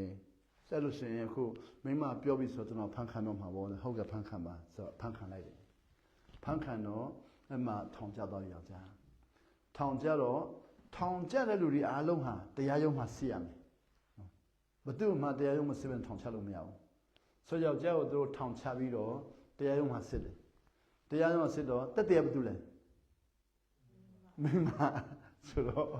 တရားသူကြမေးတယ်ယောက်ျားကိုကဲယောက်ျားနော်ခမည်းလူတက်မှုနဲ့ထောင်ကြတယ်ခုဒီနေ့ထောင်ကြတယ်ဆိုတော့ခမည်းလူတက်မှုကတကယ်မှန်လို့ရှိရင်တစ်သက်လုံးထောင်ကြရမယ်နောက်ပြီးတော့မမှန်ဘူးဆိုရင်လွတ်မယ်ဆိုတော့ခမည်းလူတကယ်တတ်သလားလို့မေးတယ်တဲ့တရားသူကြကျွန်တော်မတတ်ပါဘူးလို့ပြောတယ်အဲ့ဒါမိမတတ်ပါတယ်ဆိုတော့လည်းထောင်တယ်အဲ့လိုဆိုမိမကဲမိမ ခမရယောက်ျားလူတက်တယ်ဆိုတာဘာအထောက်ထားနဲ့ပြောတယ်လေပြောစမ်းဆို तू ကပြောပြတယ် तू ကပြောပြတယ်ဟုတ်ပြီဆိုအချက်လက်ကယောက်ျားပြောတဲ့ဟာဆိုဘယ်မှာတက်တယ်လေဘယ်နှမှာမြုပ်တယ်လေသူ့အယိုးတွေရှိမလားလို့ပြီးတော့ရှိမယ်တဲ့ तू တက်တာမကြသေးဘူးပေါ့နော်ကြသေးဘူး तू မြုပ်တဲ့နေရာလည်းမကြသေးဘူး तू အယိုးလည်းရှိမယ်အဲ့မှာတက်တယ်လို့ပြောတယ်ဆိုအဲ့လိုဆိုရင်နော်မိမရဲ့ထွက်ဆိုချက်ရ तू ယောက်ျား तू လူတက်မတက်နော်အပြစ်တက်မတက်ကိုစစ်စေးဆိုတော့သူသွားစစ်စေးတော့မိမသွားပြီးတော့အဲ့ဒီတစ်ပင်နာမှာဆိုတော့သူတစ်ပင်နာမှာသွားတတ်တော့ယောက်ျားကိုလည်းခေါ်သွားတတ်တော့သူတူးတဲ့နေရာသွားပြတော့သွားတူးတော့ခွေးတစ်ကောင်တတ်တာဖြစ်နေတယ်လူတတ်တာမဟုတ်ခွေးတတ်ပြီးတော့မြုပ်တာသူတို့ဖော်ထုတ်တော့ခွေးဖြစ်နေတယ်အဲ့ဒါဘာဖြစ်လို့နော်ခွေးတတ်တာကိုလူတတ်တယ်လို့ပြောတယ်လေလို့ယောက်ျားပြန်ပြီးတော့သူမိမကဘသူမှမပြောနဲ့လို့သူအမြဲတမ်းပြောလို့သူလည်းပြောမပြောသိချင်လို့ခွေးကိုတတ်ပြီးတော့သူ့ကိုလူတတ်တယ်လို့လိန်လာပါသူဘသူမှမပြောနဲ့ဆိုတာသူတကယ်ပြောမပြောသိချင်လို့ဆိုအဲ့ဒါယောက်ျားလွတ်သွားတယ်လွတ်သွားတော့မိမကိုကွဲမလားလို့သူတို့ပြောတယ်ယောက်ျားမကွဲပါဘူးတဲ့မကွဲပါဘူးတဲ့ကျွန်တော်ကပဲသူ့ကိုအဲ့လိုပြောတာဟုတ်တယ်မကွဲပါဘူးတဲ့နော်ကျွန်တော်ကပဲသူ့ကိုအဲ့လိုပြောတာကျွန်တော်ကပဲအဲ့လိုလူတတ်တယ်လို့ပြောတာဟုတ်သူလိန်တာမဟုတ်ဘူးတဲ့မိမတခုမှမလိန်ဘူးတဲ့မပြောနဲ့ဆိုတာပြောတာပဲရှိတယ်မလိန်ဘူးတဲ့မကွဲပါဘူးဆိုလို့ချင်တာပါလေမိမလိန်ပြီးတော့ယောက်ျားကိုထောင်ချတာမဟုတ်အမှန်တရားလို့ချင်လို့ထောင်ချတာဒါပေမဲ့ဘယ်သူမှမပြောနဲ့ဆိုတော့ပြောပြန်အောင်ဒီလားအမှန်တရားလို့ချင်တဲ့လူကဘယ်သူမှမပြောနဲ့ဆိုတော့ပြောပြန်အောင်ဆိုအမှန်တရားလို့ချင်တာပူကောင်းသလားမပြောနဲ့ဆိုရယ်ဂတိတိတာပို့ပြီးတော့ထိရောက်လာအဲ့ဒါစာအုပ်တုံးမှာနော်သူတို့အဲ့လိုရေးတယ်အင်္ဂလိပ်ပြပေါ့လေလေလို့ချင်တယ်သူဆိုတော့ဘာလို့ဆိုလူတွေဟာတဲ့အမှန်တရားလို့ချင်လွန်းလို့ privacy တွေကိုသူကပါလေချိုးဖောက်တယ်လူတယောက်ရဲ့မပြောခိုင်းတဲ့ဟာအဲ့ဒါကြောင့်ဘာလို့လဲလူတွေဟာတယောက်အယုံကြည်လုံးဝမရှိတော့ဘူးဆက်ဆံရေးမှာအယုံကြည်မရှိခြင်းရဲ့အဓိကအကြောင်းရင်းဟာတူနဲ့တူမကာကွယ်ကြဘူးတဲ့မပြောခိုင်းတာကိုသူပြောတယ်ဆိုဘယ်လိုမြင်လဲဒီမှာကိုဘယ်လိုမြင်လဲပြောမလားပြောဘူးလားဘယ်လိုမြင်လဲယောက်ျားလူတက်တဲ့ဟာမပြောဘဲနေပြဖြစ်မလဲနော်အဲ့လိုမြင်လားဒါမှမဟုတ်ဘယ်သူမှမပြောပါနဲ့ဆိုတော့လေမပြောပါဘူးမြင်လား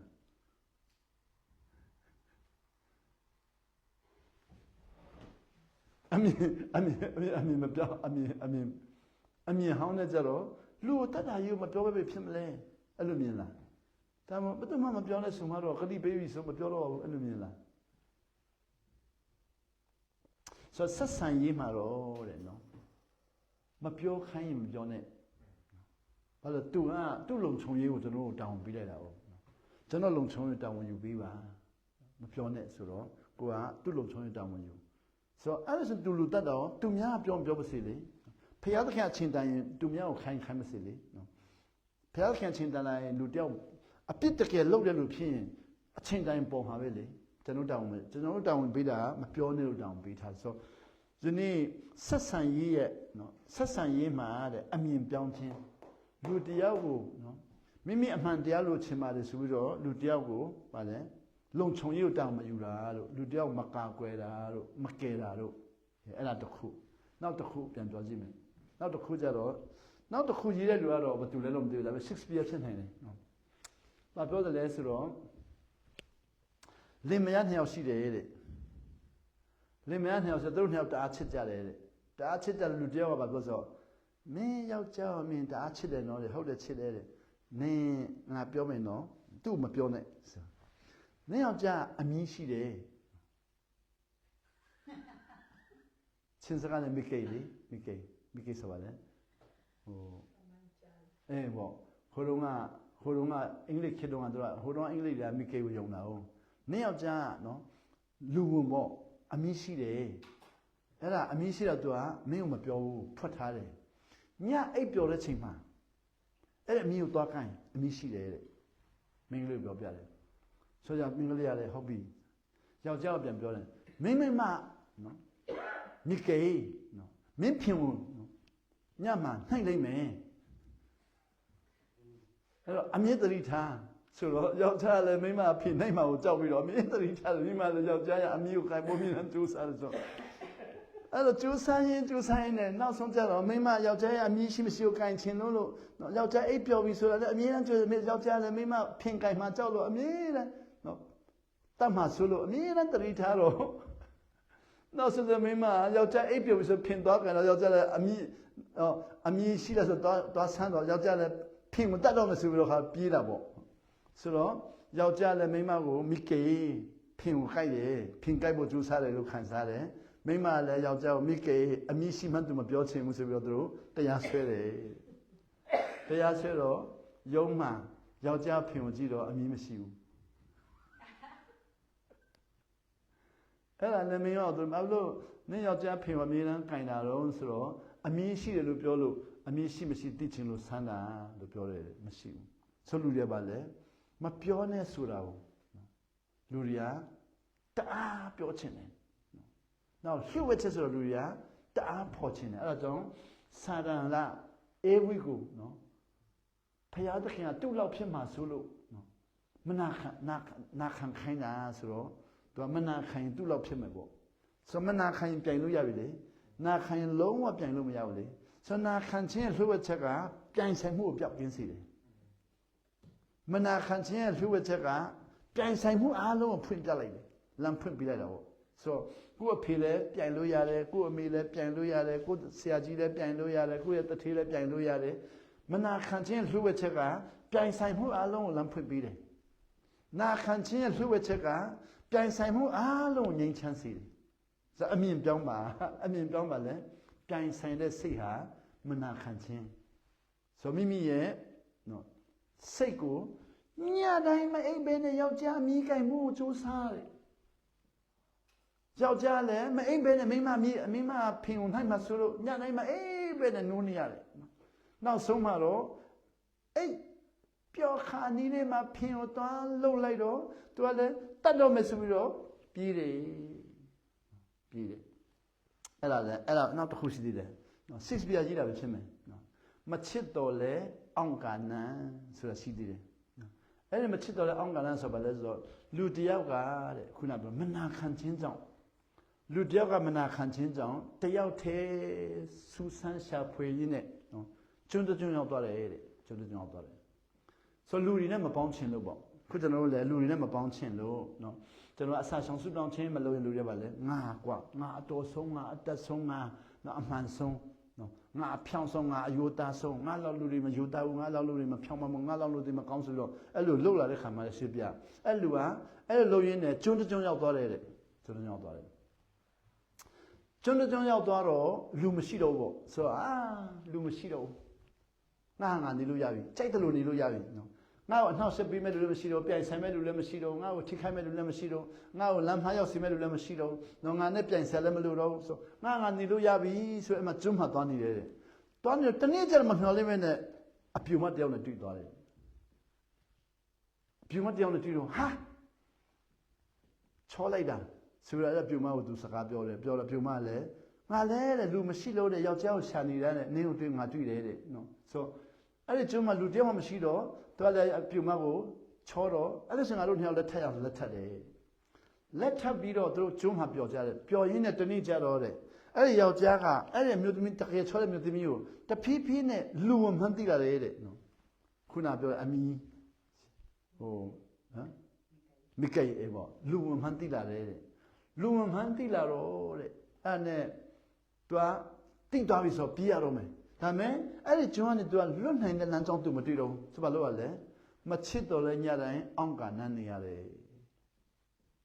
ဆိုဟန်ဆောင်ပြီးတော့ချစ်ပြနေရတာပေါ့ကျွန်တော်တို့အသင်းတော်တွေမှာလေဟန်ဆောင်ပြီးတော့ချစ်တာတွေပေါ့ဖခင်เจ้าမှာဟန်ဆောင်ပြီးချစ်တာတွေနော်လုပ်ငန်းခွင်မှာဟန်ဆောင်ပြီးချစ်တာတွေဘာဖြစ်လို့လဲမိမိကနော်ကိုလွတ်လပ်ခြင်းကိုလိုချင်လုံးတဲ့အတွက်နော်မလွတ်လပ်တဲ့နေရာရောက်ပြီးတော့အဲ့ရောက်ရင်းနဲ့လူတယောက်ကိုအားနဲ့ချက်တွေ့တဲ့ခါမှာအဲ့အားနဲ့ချက်ကနေပြီးတော့နော်အားနဲ့ချက်ကိုကမကြိုက်တော့လဲမချစ်တော့လဲဟန်ဆောင်ပြီးတော့အောင့်ကနန်းနေရတယ်ဆိုတော့စိတ်ပြည့်တယ်မချစ်တော့လဲအောင့်ကနန်းတကယ်တမ်းကြပါလေအမြင်မပြောင်းရင်လည်းအမြင်ဟောင်းနေဆိုရင်ဘယ်သူနဲ့မှမတည့်ဘူး ငါတော်ဆုံးငါမှန်ဆုံးငါကောင်းဆုံးငါချမ်းသာဆုံးဆိုရင်ဘယ်သူနဲ့မှမတည့်ဘူးဆိုမတူမတည့်အဲ့ဒီအမြင်ကိုမပြောင်းမချင်းဟာစိတ်ကခွလွတ်မဲ့လူမရှိတော့ဆိုခွလွတ်ခြင်းအဲ့တော့အဲ့ဒီဟာကိုတဲ့ကိုတော်ပြောတယ်နာခံခြင်းအားဖြင့်အမြင်ပြောင်းတယ်ခွလွတ်တယ်အဲ့ဒါအမြင်ပြောင်းပြီးတော့ခွလွတ်ဖို့မလွယ်ဘူးဆိုအမြင်ပြောင်းပြီးတော့ခွလွတ်ဖို့မလွယ်တဲ့အတွက်နာခံလိုက်နာခံရင်ခွလွတ်ရပြီဆိုတော့အမြင်ပြောင်းသမျှအလုံးကနာခံခြင်းနဲ့ပြောင်းလို့ရတယ်နောက်ခွလွတ်ခြင်းနဲ့ငြိမ်းချမ်းခြင်းနဲ့နာခံခြင်းနဲ့ပဲငြိမ်းချမ်းလို့ရတယ်နော်အမှားမှန်နဲ့တွားရင်ဘယ်လိုမှမရနိုင်ဘူးအကောင်းဆိုးတဲ့တော့ဘယ်လိုမှမရနိုင်ဘူးနောက်ဆုံးကြတော့လေနာခံခြင်းအပြင်အမြင်ပြောင်းခွင့်ရတယ်လူဆိုးကိုလည်းနော်လူဆိုးလို့မဆွတ်ဆွဲပဲနဲ့ခွင့်လွှတ်လို့ရတယ်လူလိမ်လူညာကိုလည်းခွင့်လွှတ်လို့ရတယ်တရောင်းစားလည်းခွင့်လွှတ်လို့ရတယ်တရောင်းစားမင်းတရောင်းစားဖြစ်တာမင်းဖိုးမမကောင်းလို့ဖြစ်မယ်နော်ဖိုးဖအစားသွားပြီးတော့မင်းဖိုးဖတရောင်းစားမကောင်းလို့မင်းကတရောင်းစားဖြစ်လာတာနော်ဒီအဖိုးဖတီကိုသွားပြီးတော့မစစ်ဆေးပဲနဲ့မဆွတ်ဆွဲပဲနဲ့မပြစ်မှားပဲနဲ့အိုးနော်တရောင်းစားဖြစ်တာဟာသူရွေးချယ်တာမဟုတ်ဘူးသူ့ဘဝမှာသူကြုံသွားတာဆိုတော့တရောင်းစားနဲ့သူလွတ်နိုင်တာပဲဆိုပြီးတော့ခွတ်လွတ်လိုက်နော်အမြင်ပြောင်းပြီးတော့ခွတ်လွတ်လိုက်ရင်တဲ့နော်အဲ့ဒါနာခံခြင်းဖြင့်အမြင်ပြောင်းတာလည်းနာခံရင်ပြောင်းလို့ရတယ်နောက်ခွတ်လွတ်တာလည်းနာခံရင်ခွတ်လွတ်လို့ရတယ်နောက်ပိုင်းကျတော့လေဒီမှာခန္ဓာကိုလိုက်လျှောက်ခြင်းကျွန်တော်တို့စိတ်ကခံစားတဲ့အတိုင်းခန္ဓာကိုယ်ခိုင်းလို့ရှိရင်ဒါမို့ကျွန်တော်မြင်တဲ့အတိုင်းခန္ဓာကိုယ်ခိုင်းရင်မနာခံမဲ့နဲ့မြင်တဲ့အတိုင်းခန္ဓာကိုယ်ခိုင်းရင်ဒါမို့စိတ်ကခံစားတဲ့အတိုင်းခန္ဓာကိုယ်ခိုင်းရင်လက်စားချေရင်တုံ့ပြန်ရင်ခြေပရင်ပြစ်မှားရင်ဖြတ်လန်းလိုက်ရင်တဲ့ခန္ဓာကိုယ်ဟာပါလေသူ့ရဲ့ခန္ဓာနာကိုကြော်ပြီးတော့နစ်နာဆုံးရှုံးသွားနိုင်တယ်အဲ့တော့သူ့ရဲ့ခန္ဓာနာကိုကြော်ပြီးနစ်နာဆုံးရှုံးသွားရင်အသက်120သက်ရှင်မဲ့လူဟာ90ပဲသက်ရှင်မလား30ပဲသက်ရှင်မလား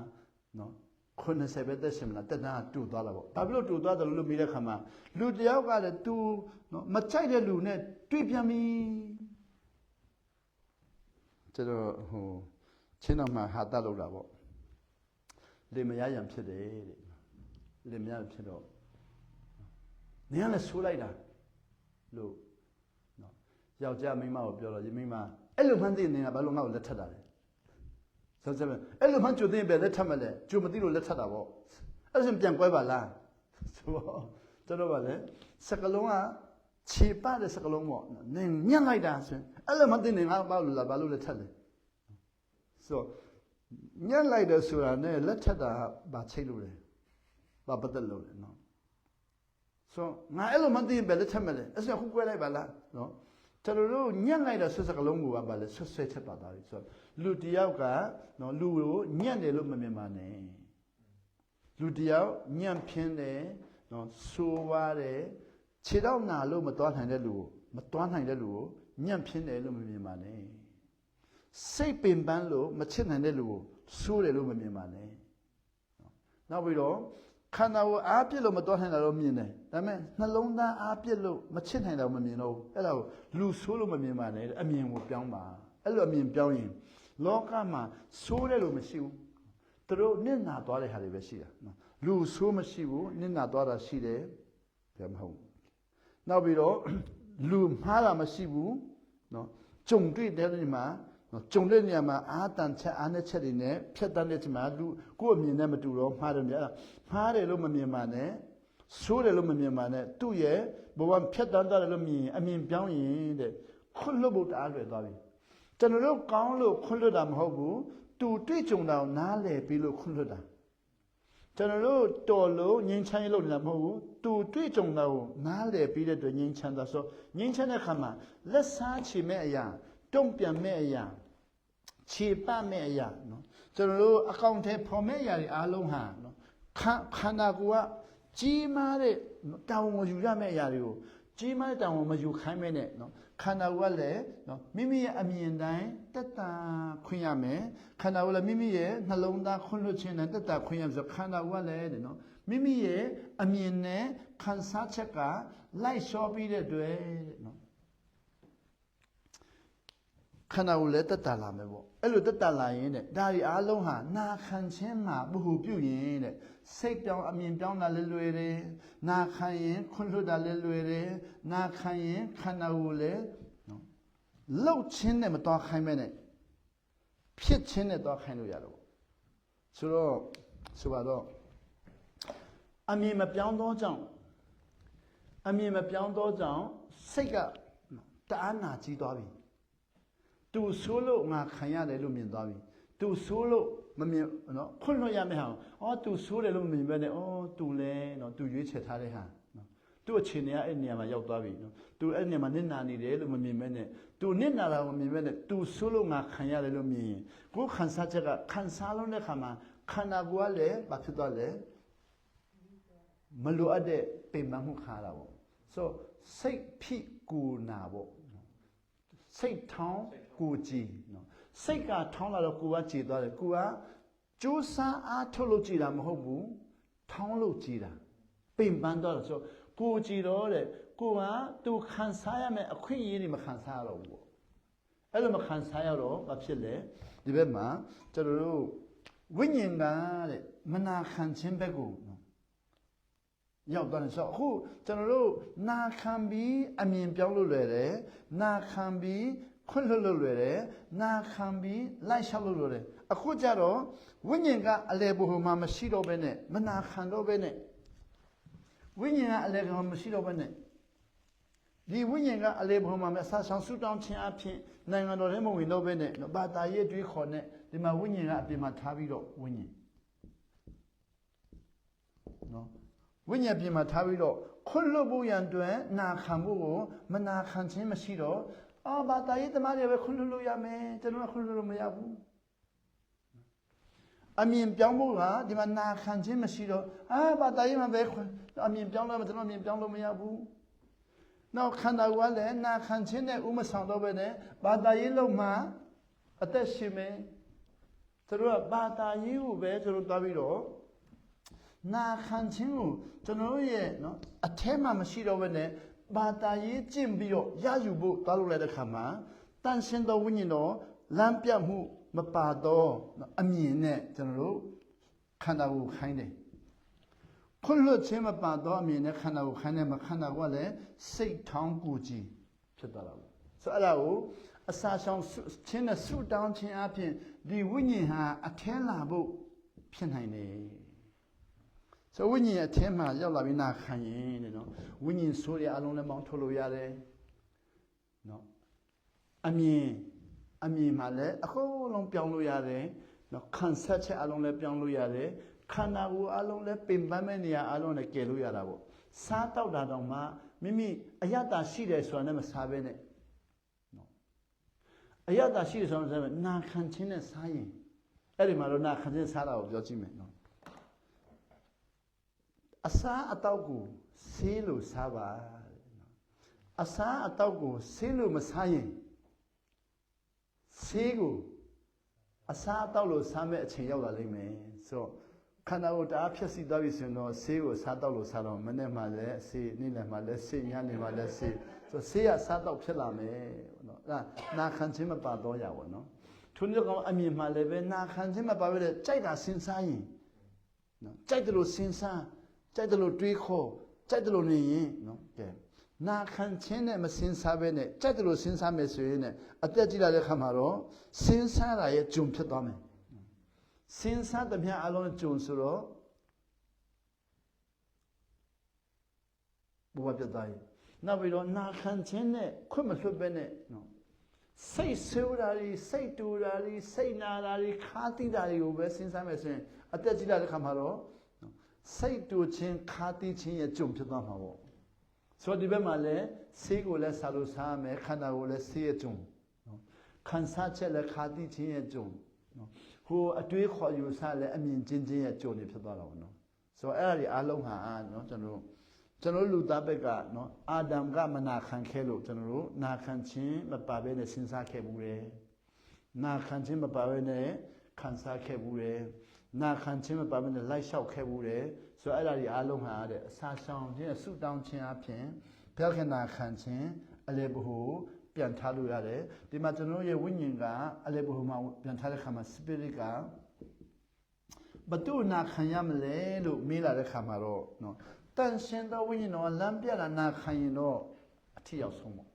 နော်ဝိညာဉ်တော်လမ်းပြမယ်လို့ပြောတော့တခင်ဆိုတာတင်တို့ဒီတဲ့နော်တန်ရှင်သောဝိညာဉ်တော်ကအလုံးစုံလမ်းပြလိမ့်မယ်ဆိုတော့ကျွန်တော်ကျမ်းစာဖတ်တာလဲဝိညာဉ်တော်လမ်းပြဖို့လိုတာပေါ့လူတွေနဲ့ဆက်ဆံရင်လည်းဝိညာဉ်တော်လမ်းပြဖို့လိုတာပေါ့ဘယ်သူနဲ့ပဲဆက်ဆံမြန်မာလူမျိုးနဲ့ချင်းလူမျိုးနဲ့ဆက်ဆံရင်လည်းဝိညာဉ်တော်လမ်းပြဖို့လိုတော့အခုကျွန်တော်ချင်းလူမျိုးတွေအခုကျွန်တော်ဆို2020နောက်ပိုင်းပေါ့နော်လူချင်းခရစ်ယာန်တွေအားလုံးကကျွန်တော်မုန်းလာတာပေါ့တတ်ချင်လာတာပေါ့ဆိုတော့ဘုချုံမအောင်ဆိုင်ရင်တပည့်နော်ဘုချုံမအောင်ဆိုင်ဖက်ကပါတယ်တဲ့ကျွန်တော်ကမဟုတ်ဘူးနာခံချင်းနဲ့တွားနေတာဘသူကမှမှားတယ်လို့မြင်တော့မမြင်တော့မှားတဲ့လူကိုလည်းခွင့်လွှတ်တယ်ဘသူကမှမကောင်းဘူးလို့မမြင်တော့မကောင်းတဲ့လူလည်းခွင့်လွှတ်တယ်အခုကျွန်တော်တကယ်တမ်းဆိုမြန်မာနိုင်ငံနေရလေဘုချုံမအောင်လည်းတစ်ခါမှမတွေ့ဘူးတွေ့မတွေ့ဘူးကျွန်တော်လည်းတွေ့တာအယက်သမားတွေနဲ့ပဲတွေ့တာအယက်သမားတွေဘိန်းသမားတွေဆေးလိပ်သမားတွေနော်တဏီကိုမူတဲ့လူတွေခိုင်နီသမားတွေကိုညာသမားတွေနော်သူတို့နဲ့ပဲတွေ့တာကျွန်တော်သူတို့ပဲခွင့်လွှတ်နေတာသူတို့ပဲခွင့်လွှတ်နေတာနော်ဘာဖြစ်လို့လဲကျွန်တော်စိတ်အမြင်နဲ့မဟိုတုန်းကအထင်သေးတဲ့လူတွေအားလုံးကိုနော်ကျွန်တော်အခုတော့ပေါက်သွားပြီလေအိုးကျွန်တော်ကတရားသူကြီးမှမဟုတ်တာနော်ကျွန်တော်ကတန်ရှင်းတော့နော်လမ်းပြတဲ့အတိုင်းခွင့်လွှတ်ရမယ်ဆိုတော့အမြင်ပြောင်းတဲ့ခါကျတော့ခွင့်လွှတ်တာတအားလွယ်တယ်အမြင်ပြောင်းပြီးတော့ခွင့်လွှတ်တာလွယ်ဆုံး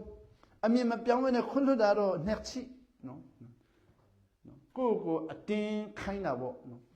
လူတယောက်ကိုအမြင်မပြောင်းဘဲနဲ့အိုးသူတခုသူကမနေ့ကခိုးတာငါကိုယ်တိုင်တွေ့တယ်ဆိုသူကတခုပဲဆိုအမြင်ကနေပြီးအိုးသူဘဝအခြေအနေမပေးလို့နော်ခိုးတာဆိုရင်ခွင့်လွှတ်ဖို့လွယ်တော့မိဘမကြွေးနိုင်လို့လားနော်မိဘအတိုင်းဝိုင်းမှာမနာခံခြင်းများလုံးလို့လားသူ့မိဘဘဝနေပြီးတော့မနိုင်မနှင်းမှုတွေအလုံးတွန့်တင်မှုမရှိလို့လားခိုးတယ်ဆိုကျွန်တော်သူ့ကိုခွင့်လွှတ်ပြီးတော့တနေ့နေ့မခိုးအောင်ကျွန်တော်အခုညီလို့ရမယ်ဆိုရင်ခွင့်လွှတ်လို့ရသွားပြီဒါမဲ့ဒီတခုငါတို့အိမ်ဝင်လာရင်တော့တာသမီးပါအကုန်လုံးပြည့်စည်မယ်ဆိုရင်ခွင့်လွှတ်လို့မရတော့အခုတာသမီးပါပြောလဲဟေးငါသားသူနဲ့မပေါင်းနဲ့ဆိုတာဘာဖြစ်လို့လဲမေးဆိုတော့တခုမျိုးအမေကလည်းလို့မပြောရင်သူခိုးတာဆိုတော့မတွေ့ဘူးသူကျွန်တော်သားကသူခိုးတာမှမမြင်ဘူးလားဆိုသူလည်းမှန်တယ်လေသူခိုးတာမမြင်တော့နေပါနားလေငါပြောတာပဲယုံနော်သူ့အမျိုးအလုံးတခိုးမျိုးကြီးဆိုအဲ့ဒါကိုအိမ်ပြကြားတယ်အိမ်ပြလူတွေကကြားတယ်ဆိုချင်းစကားမှာပြောလဲတာသမီးရမလိမ္မာလာဘူးတဲ့အိမ်ပြလူလိမ္မာကုန်တယ်ဆိုတော့သူကကြားနေတော့အိမ်ပြလူတွေလိမ္မာကုန်ပြီအဲ့ဘာဖာအမဖာဖင်လို့အဲ့ဘာဖာဖင်လိအိမ်မှာဆုံးသွားတဲ့တန်နေအားလုံးကတာသမီးနာတဲ့မဝင်တော့အတင်းခိုင်းတာကိုအိမ်ပြလူကကြားတော့အိမ်ပြလူကလိမ္မာသွားတယ်တာသမီးကိုသူကဘာလဲမရှင်းပြဘဲနဲ့အတင်းခိုင်းတာကိုမပေါင်းနဲ့မတွန်းနဲ့မလာနဲ့အဲ့လိုမဟုတ်ဘဲနဲ့အတိတ်ပေကိုနော်နားလေတဲ့ထိပြောပြခဲ့ရင်သူကရည်ရွယ်ချက်ပြောင်းသွားမယ်အတိတ်ပေနားလေတဲ့ထိပြောပြရင်အကျိုးကျေးဇူးသူနားလေမယ်ကျွန်တော်အတိတ်ပေကိုမရှင်းပြဘဲနဲ့အတင်းခိုင်းတဲ့ခါကျတော့အမြင်ဟောင်းကအတင်းခိုင်းအမြင်ပေါ့ဘလောက်ပဲကောင်းပါစေအတင်းခိုင်းရင်မနာခံခြင်းဖြစ်သွားပြီဘလောက်ပဲမှန်ပါစေအတင်းခိုင်းရင်မနာခံခြင်းလာတယ်ဆိုမိမိကပါလဲအတင်းခိုင်းတဲ့ဟာမနာခံခြင်းအလုံးရဲ့အရင်မြစ်ဟာဖြတ်လန်းပေါ့ဘယ်အရာမဆိုလွယ်လွယ်လေးနဲ့ရချင်တဲ့ခါမှာမနာခံခြင်းစတာတော့ဆိုဒီနေ့မှာတော့အစာရှောင်ဆုတောင်းခြင်းအပြင်ကျွန်တော်စာဆုံးပြမိမိရဲ့ခန္ဓာထဲမှာရှိတဲ့ယောဂလည်းချက်ချင်းဆုတောင်းချက်ချင်းပြောက်ဆိုတာမျိုးမဟုတ်ပဲနဲ့စာရှောင်ရင်းဆုတောင်းရင်းနဲ့တဖြည်းဖြည်းနဲ့ပျောက်သွားတာလေသူ့နှုံးလေးနဲ့သူ့မှာလည်း process ရှိတယ်နောက်ပြီးတော့စာရှောင်ဆုတောင်းခြင်းအပြင်အမြင်ပြောင်းတာလည်း process ရှိတယ်နှလုံးသားပြောင်းတာလည်းဖြည်းဖြည်းလေးနဲ့ခန္ဓာကိုယ်ကျမ်းမာတာလည်းဖြည်းဖြည်းလေးနဲ့ကျွန်တော်ဆိုရင်ခုနော်ဒီဘက်ခြေတော့ရက်40ရှောင်းတော့ထိခိုက်သွားတာအခု33နှစ်ရှိပြီဒီနှစ်မှတအားပြောင်းလဲသွားတာ33နှစ်ကျမ်းမာလာတာ33နှစ်လုံးမကျမ်းမာဘူးလေတခါလေခရီးသွားရင်ခြေတော့ရောင်းဒီလောက်ဖြစ်သွားတယ်နော်အဲ့ဒါဆရာဝန်ပြတဲ့ဆရာမပဲဘယ်တော့မှကောင်းမှာမဟုတ်ဘူးတဲ့နော်တနေ့နေ့တော့ဖြတ်ရမှာပေါ့ဆိုတော့ခမည်းဆရာဝန်နဲ့ကျွန်တော်သိအောင်ဆရာမမသိတော့ခမည်းအရက်တောက်ရင်ဖြတ်မယ်ဆေးလေးတောက်ရင်ဖြတ်မယ်ကိုရဝိုင်းရင်ဖြတ်မယ်ဆိုတော့ကောင်းလေဆရာဝန်တွေကနော်ကျွန်တော်ကလည်းအရက်တောက်လာရင်ဒါဖြတ်မယ်ဆေးလေးတောက်ရင်ဖြတ်မယ်ကိုရစားရင်ဖြတ်မယ်တွေးတူးဖြစ်ရင်ဖြတ်မယ်စီးချိုဖြစ်ရင်ဖြတ်မယ်ဆိုတော့ ကျွန်တော်တို့ကဆေးလေးတောက်တာလို့အရက်တောက်တာလို့စိတ်ချဖြစ်တာလို့ဟာဒီဟာကြောက်ဒီဟာကျွန်တော်ရဲ့လမ်းပြတ်သူအကယ်၍46လောက်တအားချမ်းမှခဲရင်မဖြစ်နိုင်တဲ့ဘာမှမရှိဘူးတောက်ချင်တာတောက်နောင်တရအခုယနေ့ယုံကြည်သူတွေပါလေလှုပ်ချင်တာလှုပ်ဝန်ခံနောင်တရလှုပ်ချင်တာလှုပ်ဝန်ခံနောင်တရဆိုလှုပ်ချင်တာလှုပ်မယ်ဝန်ခံမယ်နောင်တရမယ်ခန္ဓာကိုဘယ်လောက်ပျက်စီးပြန်ကောင်းမယ်စိတ်ဘယ်လောက်ပျက်စီးပြန်ကောင်းမယ်နှလုံးသားဘယ်လောက်ပျက်စီးပြန်ကောင်းမယ်ဆိုပြီးတော့လှုပ်ချင်တာလှုပ်ပြန်ကောင်းမယ်ဆိုတဲ့ခါမှာပါလေထောကြည်တဲ့အထိဖြစ်သွားတဲ့ခါမှာနာခံခြင်းအရှင်ကမတက်လာဘူးနာခံလေတံမိုးကြီးလေအခုကြတော့ကျမ်းမာခြင်းနဲ့တံမိုးမကြီးတော့ဘူးအဲ့ဆိုဆူတောင်းပေးတာလည်းပျောက်လို့ဆိုတော့နော်ကျွန်တော်အိန္ဒိယသွားတော့အဲ့မှာအဲ့ဒီဝန်ကြီးရဲ့ဇနီးပျောက်သွားတယ်လေပျောက်သွားတော့လူကနာမည်ကြီးသွားတယ်နော်ကျွန်တော်ဒမ်တာထျမ်ပါတဲ့နော်မီဇိုရီယာနော်ဒမ်တာထျမ်ပါခွဲရညေအော်မဆိုနော်ယောဂပျောက်စေနိုင်တော့သူဘယ်မှာလဲဆိုလာရှာကြတယ်လေလာရှာကြတော့ကျွန်တော်လည်းဟုတ်ကဲ့ဆိုသူတို့ပြောတဲ့အတိုင်းပဲဆူတောင်းပေးတယ်ဆူတောင်းပေးပတ်စံတရားသူပေးတယ်လေရူပီတရားအော်မယူဘူးပြောအားလိုက်တာတဲ့ဒီလူကဒမ်တာထျမ်ပါအားလိုက်တာတဲ့တယောက်တရားယူရင်တတိဖြစ်သွားမှာတဲ့အခုကတယောက်တရားမယူဘဲနဲ့ဆူတောင်းပေးတာတဲ့တော်ဘာမာဒီဘာမာကတာအားရပဲတဲ့နော်စေခံဖွင့်တဲ့လူဖြစ်တာပဲသူကဆူတောင်းပေးတယ်ပြောတယ်ဆိုတော့တတိဖြစ်မှာဒါသူတို့အမြင်ကျွန်တော်တို့အပြစ်တင်ပိုင်ခွင့်မရှိဘူးပြစ်မှားပိုင်ခွင့်မရှိဘူးအရေးယူပိုင်ခွင့်မရှိဘူးကျွန်တော်အဲ့လိုပဲနေတယ်ဆိုတော့တနေ့ကျတော့အဲ့ဒီဆိုင်ဟာရဲ့နော်ပြည်နယ်ခရိုင်ဥက္ကဋ္ဌကျွန်တော်ရှိလာတယ်ကားနဲ့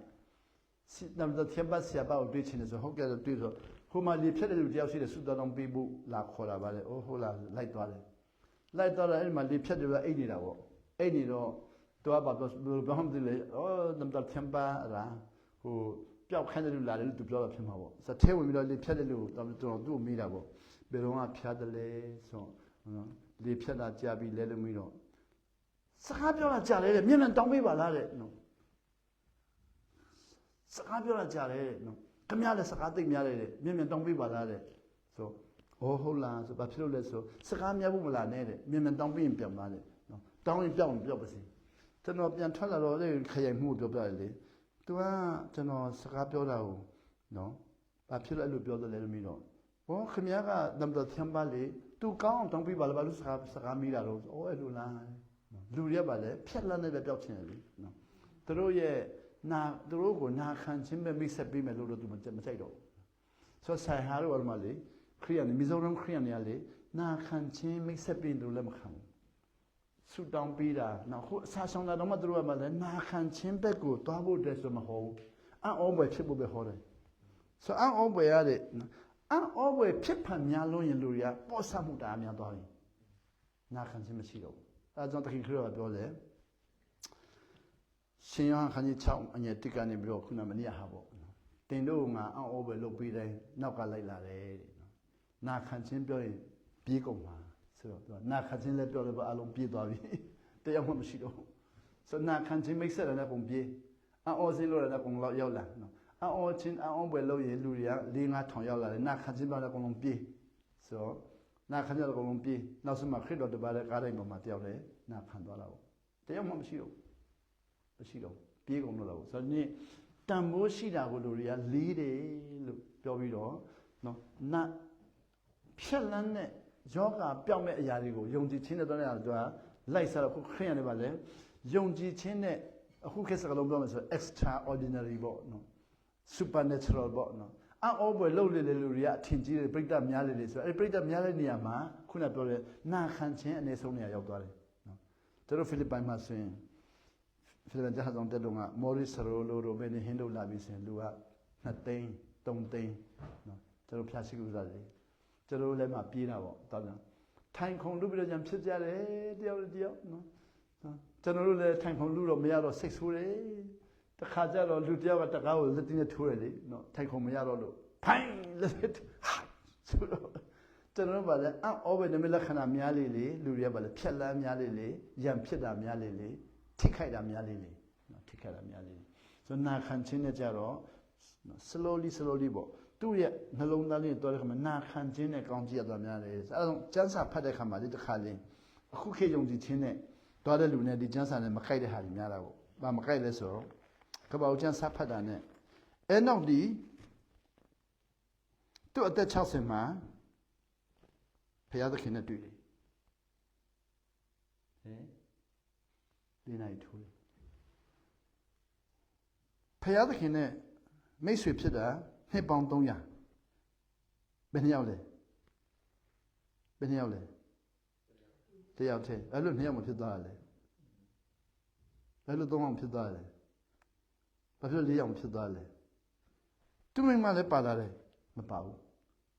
သူတော်သမီးလည်းပါလာတယ်မပါဘူးနှစ်ပေါင်း300ရံဖျက်ခင်မိတ်ဆွေဖြစ်တယ်လူတယောက်နဲ့မိတ်ဆွေဖြစ်တဲ့နေရာမှာ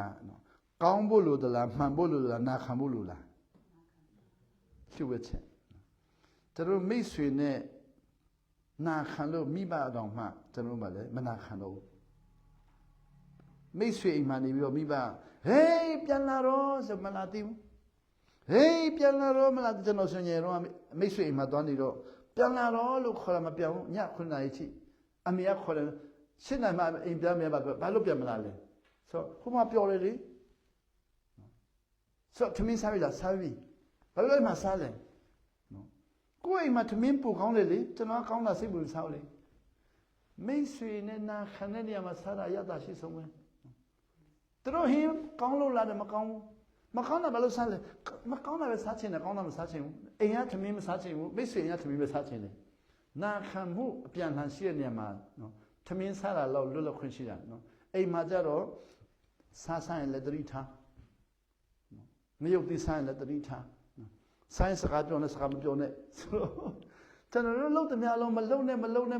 ဆိုဟိုမှာမိတ်ဆွေမှာတော့ဘာမှအတားမြစ်ခြင်းမရှိဘူးကြိုက်တယ်လို့စားကြိုက်တယ်လို့နေဆိုညင်လုံးကတော့မှနော်အဲ့ဒီနာခံခြင်းလို့ရှိတဲ့နေရာမှာကွာ